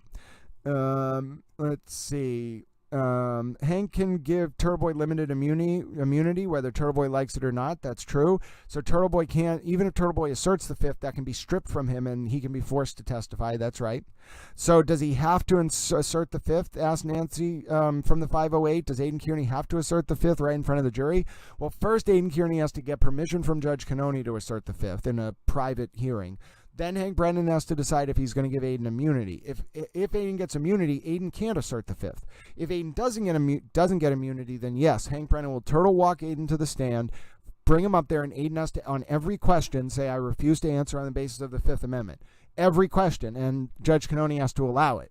Now, if Hank Brennan gives Aiden immunity and turtle walks Aiden up there, Aiden cannot claim the Fifth Amendment. If Hank Brennan asks a question and Aiden tries to say, I refuse to answer, Judge Cannone will jail Aiden for the duration of the trial to compel compliance. And that's the only way Aiden cannot answer at that point. He has to go to jail for the whole trial. That's what happens with limited grants of immunity. It's a statute in Massachusetts. Let's see. Sherpa is also a warm, cuddly fabric. Oh, I didn't know that. Soft like flannel, but fuzzier and warmer. Well, I'm thrilled. I want to, whatever this Sherpa is. I'm glad it's a fabric. Welcome to the towel fold, Sherpa. Hank Brennan's the smooth operator. Gotta run. Thanks all. Great to see you, Western Mass. Mark. No stray ends. If the CW can show Karen's location on 34 Fairview at 5:23 a.m. when she left that voicemail saying, John, is that you? They can get a guilty verdict on count one. Yeah, I agree. They might get a guilty verdict on count one if they can show she was there. Will the Commonwealth have enough taxpayer money for a third trial if the second trial ends with a hung jury? They only need guilty on one count. It doesn't matter if the other counts are hung or whatever. But yeah, they would do a third trial. Absolutely. It's not a money question. You can retry someone 40 times. Macy says, Grant, can you please explain how this works with TB pleading the fifth? Oh, I just explained it. Will he take the stand? Will he be sequestered? Yes, if TB loses the motion to get off the sequester list, then he's sequestered. He can't cover the trial, talk about the trial, view the trial, or anything, or he goes to jail. And then I just explained what happened with the fifth. What happens with the fifth? Closed door hearing. He has to go in, assert it. Judge Cannone has to approve it, and then Brennan has to decide whether he's going to give immunity or not. And then if Turtle Boy doesn't get immunity, he has to assert the fifth on the stand. If he gets immunity, he can't assert the fifth and has to go up there and answer questions under threat of going to jail. Amber Ann says Hank Brennan has a right to call TB and make him plead the fifth. Yep, and then he can also give him immunity. By the way, someone keeps saying you have to get permission from every other DA to give someone immunity. No, you just have to give them a chance to object. They don't have to affirm that the immunity. They have 3 days, 72 hours to object to the grant of immunity. And if they don't object, it issues. That's different than needing to get affirmative permission. Sema says they have to go to a Zoom meeting. It was great to chat with you. I'm so glad you were here. By Friday, and bye, Gran and friendly host. Yes, it was great to see you. Have a great day, Sema. I mean, Karen may as well have a spotlight shining at night. I'm guilty. Yep. Amber M says, thank you for explaining the fifth grant. Happy to help. Jailed for only the duration of the trial. Yes, Macy, jailed for only long enough to compel compliance. If there's a retrial, maybe he could be jailed again. Thank you for explaining the fifth. Happy to help. Second trial, she's guilty. I agree. There is no team in love. I agree, Bird of my maestro. Can Hank be a flame retardant towel? Sure, Hank Brennan can be a flame retardant towel. A fire blanket towel. It's a towel. Thank you, Grant. You are a towel. I am a towel. Speaking of that, what I did want to show you all, I can bring this up now. If you do want to help Little Towel, and if you've liked this stream, Towel, of course, I have my regular donations. Oh my goodness, I didn't check it all the whole stream, so I guess I'll do that. I'm gonna get ready to wrap up, but I do want to just read through in case I missed any, because sometimes you all send very kind donations when I'm not even looking. Then I feel very guilty because I don't read them the whole chat, and then I feel like an idiot because I want to say thank you, and then I do say thank you in the comments, but I could have just done it right here. So what I'm going to do is I'm going to bring up this GoFundMe here. I don't know. Oh, thank you so much to someone who sent a $5 donation. That really means a lot. I'm going to use that to get some 7-Eleven pizza on my way to get some things done today. So God bless you for that. And then I'm going to bring this fundraiser up. Wait till you see my wonderful towel picture. And I will share this with you in the chat. I don't know if it actually works like that, but if you appreciated today's stream, Towel needs a little bit more help than normal.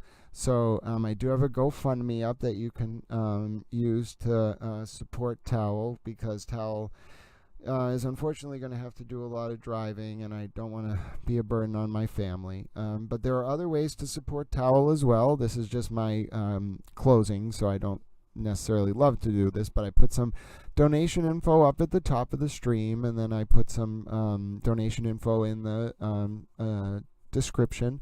And then of course you don't have to send donations, because as you saw, I read all of your comments, and otherwise, oh my goodness, someone sent a donation on PayPal. That is very overwhelming. You are very kind. I do see them all, and I go through them, and you almost bring Little Towel to tears. Oh, God bless you. Truly, it's overwhelming. This is not the easiest time for Towel, but I'm going to keep focusing on the case. I'm going to honor my family, and I'm going to honor my country, and I'm going to honor my God, and I'm going to stick to my principles, and I'm going to keep talking to you, Towel friends, because you help me get through things, and it means so much to me. And I put the GoFundMe up on the stream, there's other information, and it truly means so much to me that you all care about Little Towel. And I just don't want to be a burden. I don't really like money. I don't want money. I don't actually want to be a towel industrialist unless we can set it up in some way where I don't really get the money, and it's more like some kind of beneficial, benevolent company for humanity, like a Chapter 180 S Corp or like a B Corp or something like that, where the shareholders they waive their right to sue me for not maximizing profits because they agree ahead of time that it's a public benefit corporation. But yes, Towel's public benefit corporation. That's what we're doing. So nobody tell Sema, I think she's a bit of a capitalist, but we are sending her to Latin America to start a public benefit corporation to make towels. It's going to work out. She's going to make friends with the natives. She's going to learn to speak Spanish. It will be wonderful. But yes, my name's GrantSmithEllis. I'll read a few more of your comments. I put the GoFundMe up on the screen. You can see what it says here, and I'll read it for you because I didn't act. Oh, there is a post I want to read before we go, actually, but I'll read this for you. It says, "Hi, friends. My name is GrantSmithEllis, and I'm a law student, journalist, and towel." I thought that part was quite hilarious. There have been some family emergencies that have arisen in recent days that have put a strain on my resources, which are already scarce. In order to be able to drive to where I need to go and try to not be a burden on my family during this difficult time, I'm asking for some help from you all. I appreciate more than words can express so many of you who have already reached out with offers of support and assistance. I know a lot of folks out there either read or watch my content, and your support does not go unnoticed. I'm going to do everything in my power to balance everything over the coming weeks, the end of school, my coverage, this family emergency, but I need help to do so, and that is why I have launched this GoFundMe today. Whether you share, donate, or reach out, you are appreciated. GrantSmithEllis, April 11, 2025. Now, there's one more post I'm going to read for you all here because I think this is a wonderful way, despite so many of you towel friends still being with me, to end. And I'm going to read some of your comments at the close of this post, but I think this is what I want to read to as we bring it home. It is the eve of opening arguments, along with witness testimony, in the Karen Reed and John O'Keefe retrial. Something feels different, though. Content creators and the media are moving on to other cases. Karen and her defense team seem to know the new Lexus GPS data is bad news. The federal probe into John O'Keefe's death is confirmed as over. A newly expanded buffer zone has saved Norfolk Superior Court from a circus, and the Free Karen Reed movement now fades from the historical scene with an embarrassed whimper, as Karen compares herself to O.J. Simpson upon the sinking ship that is the SS FKR. The mood is ominous. A red sky hues the morning dawn. The silence from the ducks and birds is deafening. At long last, dignified reverence for the judicial system has taken hold. A quiet justice for John O'Keefe is coming, and that's exactly what has been called for all along. Whether Karen Reed will embrace atonement voluntarily, or as a result of compelled catharsis by way of a jury of her peers, is thus the only chapter left to be written in this sad tale. The tale of a great man, John O'Keefe, taken too soon at the hands of Karen Reed, a dangerous woman able to hide in plain sight. The tale of a small section of America who became hyper-fixated on Karen Reed and John O'Keefe, perhaps as a source of vicarious meaning in their lives, perhaps for clout, perhaps for other motives. Is this country better off as a result of the last 2 years of Karen's confused PR chaos? Maybe some of the healing that has occurred in Canton or in Dedham or elsewhere has had some positive benefit. Perhaps some of the friendships, bonds, and love found amidst this scarred battlefield glisten as if a diamond in the sweltering TV spotlights. But on the whole, the pain and the agony and the exploitation and the unheard screams of the innocents will come to far outweigh any such solace found in redemptive rebuilding. That, in so many ways, was Karen Reed's true mortal sin. Karen didn't just take John from his family and from this earth. Karen destroyed communities, tore apart families, played the role of a modern Whitey Bulger in a proxy war between the old Boston DOJ and the Norfolk DA, and turned John's memory into a morbid plaything. His name shaped, molded, ridiculed, invoked, and paraded in the media for her own insidious purposes. Compelled by benevolent compassion, or self-interest, or otherwise, the undue attention and coverage of this case is our collective shame to bear. Yes, Karen took John's life, allegedly, but we, every single one of us, helped her kill John's memory by turning this trial into a cottage industry, be it to help PR clients, pump clicks and views, or, even nobly, attempt to prevent manipulation of public discourse. A lot of us will have some soul-searching to do, even as this retrial unfolds before a far smaller audience. May that self-reflection and a guilty verdict for Karen Reed on at least one count as to John O'Keefe's death lead to a better world going forward, with God's blessing. For now, it is towel bedtime, and I wish you all a good night. I wrote that at 3 p.m. yesterday, and then I slept for 12 hours. God bless you, John. I'm going to read a few of your comments. Everyone needs a tea towel holder for support now and again. That's exactly right. You can be a tea towel holder, Murder by Maestro. 2 hours with Grant feels more like 2 minutes. We went 3 hours, actually, so thrilled to have you with me. Yep, says Christina, 5:23 a.m., voicemail from Karen to John. John, was that you? Bless you, Grant. We love you, Grant. Oh, thank you, Dewdrops and Angela. Grant is a lovely towel, says Murder by Maestro. Fluffy towel, says Dewdrops. Thank you, Grant. A towel's favorite story is a tearjerker. A towel's favorite story is a tearjerker. Oh, I don't know what I was telling at that moment, but it must have been a good one. Justice for John O'Keefe and his family, finally, says Dewdrops.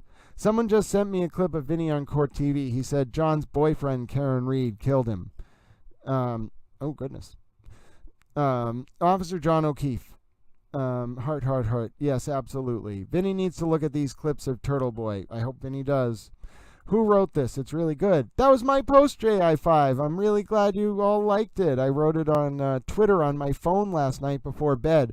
I think I made a few, I don't know if I made any typos, but I remember like squinting through my eyes as I was falling asleep and being like, oh, I hope this is good. It's hard for me to write on a phone. I'm so glad you all liked it, though. Oh, you're all so kind. Great job, Grant, says Amber Am. Excellent, lovely words, Grant. God bless you. Grant, that was a beautiful article. Oh, you guys are all so kind. All right, so Dixie Doodle says, thank you, Grant, and enjoyed seeing you all today as we seek justice for John. Absolutely. I had a wonderful morning with you all. You all say a few hours feels like minutes. Somehow we've gone 3 hours. I felt like we just got here. I didn't really feel like I talked that much, and all of a sudden I look up, it's been 3 hours. There's hundreds of you chatting. We've had so many Towel friends. So many of you have liked and subscribed to the channel. It really helps Towel, apparently, when you do that, although I don't really understand exactly what all of this is as to like algorithms and YouTube and the channel, but apparently the channel finally shows up in search now. So if you want to find it on YouTube, youtube.com/@GrantSmithEllis, you can search GrantSmithEllis within the YouTube search bar. Moving in a good direction. So many wonderful Towel friends. I really hope you enjoy the rest of your Saturday. It was great seeing you, Bean Chance, and Dixie Doodles, and Francis Fertel, and JI5, and Murder by Maestro, and Dewdrops. Dewdrops, you make so many wonderful comments. It really, Angela W. as well, and Christina, and Olav the Russian Metalhead. I really enjoyed having you on the fold with us, Olav the Russian Metalhead. I think your historical perspectives are extremely insightful and unique, and I've added you to the Towel fold. Please do not abuse your Towel privileges. We try to maintain a aura of respectability, no discrimination, no derogatory comments, no sea lioning, but generally people can have their views and express them. We can disagree without being disagreeable. And that's how I will end today. Beyond just all of your wonderful help to Towel and your support and your likes, what really, really pleases Towel and what makes me feel like I'm living up to my eudaimonia, or my perfectibility on the moral level as a Towel, is when you all pay this forward by going out there and doing nice things for other people. Whether you agree with them, like them, whether they're your family, some random stranger, the greatest way you can pay it forward if you've benefited from the stream is to go out there, demonstrate unconditional love in not only how you treat other people, but how you treat yourself and those around you in acts of service or otherwise. That's how to pay it forward. And you know that I'd love to follow up and hear about those in the future on future streams. And literally, when I hear about that, everything else fades away. There is nothing that's more important to me than hearing about people going out there benevolently helping others as a way of paying forward information that they've learned. That is the greatest form of human compassion that we can give to someone else, which is learning something, taking in a moral lesson, and then going out there and sharing knowledge or being kind or spreading love. I've always said that we analyze politics a lot on this stream, which is really comes down to preserving, demonstrating, and expanding one's power. But I want to flip it. Let's preserve, expand, and demonstrate our love for one another in regards to our actions, and let's have a great Saturday in that regard. I will be with you for at least one more preview stream before the week gets started up, which I'm sure you're all going to look forward to. Special love for Miss Peggy O'Keefe, says Francis Fertel. Absolutely. Macy says, we love you, Grant. You're the best. Love to see and hear you, says Dewdrops. And then thank you, Grant. Really enjoyed seeing you all. Wonderful writing, says Bean Chance. You're all so wonderful. Truly enjoy your Saturday. God bless you. My name's GrantSmithEllis. Please reach out if you need anything. You know where to find me. And it's been great being with you. Truly, truly. All right. See you later. Signing off. GrantSmithEllis. Have a good rest of your Saturday, friends. And God bless.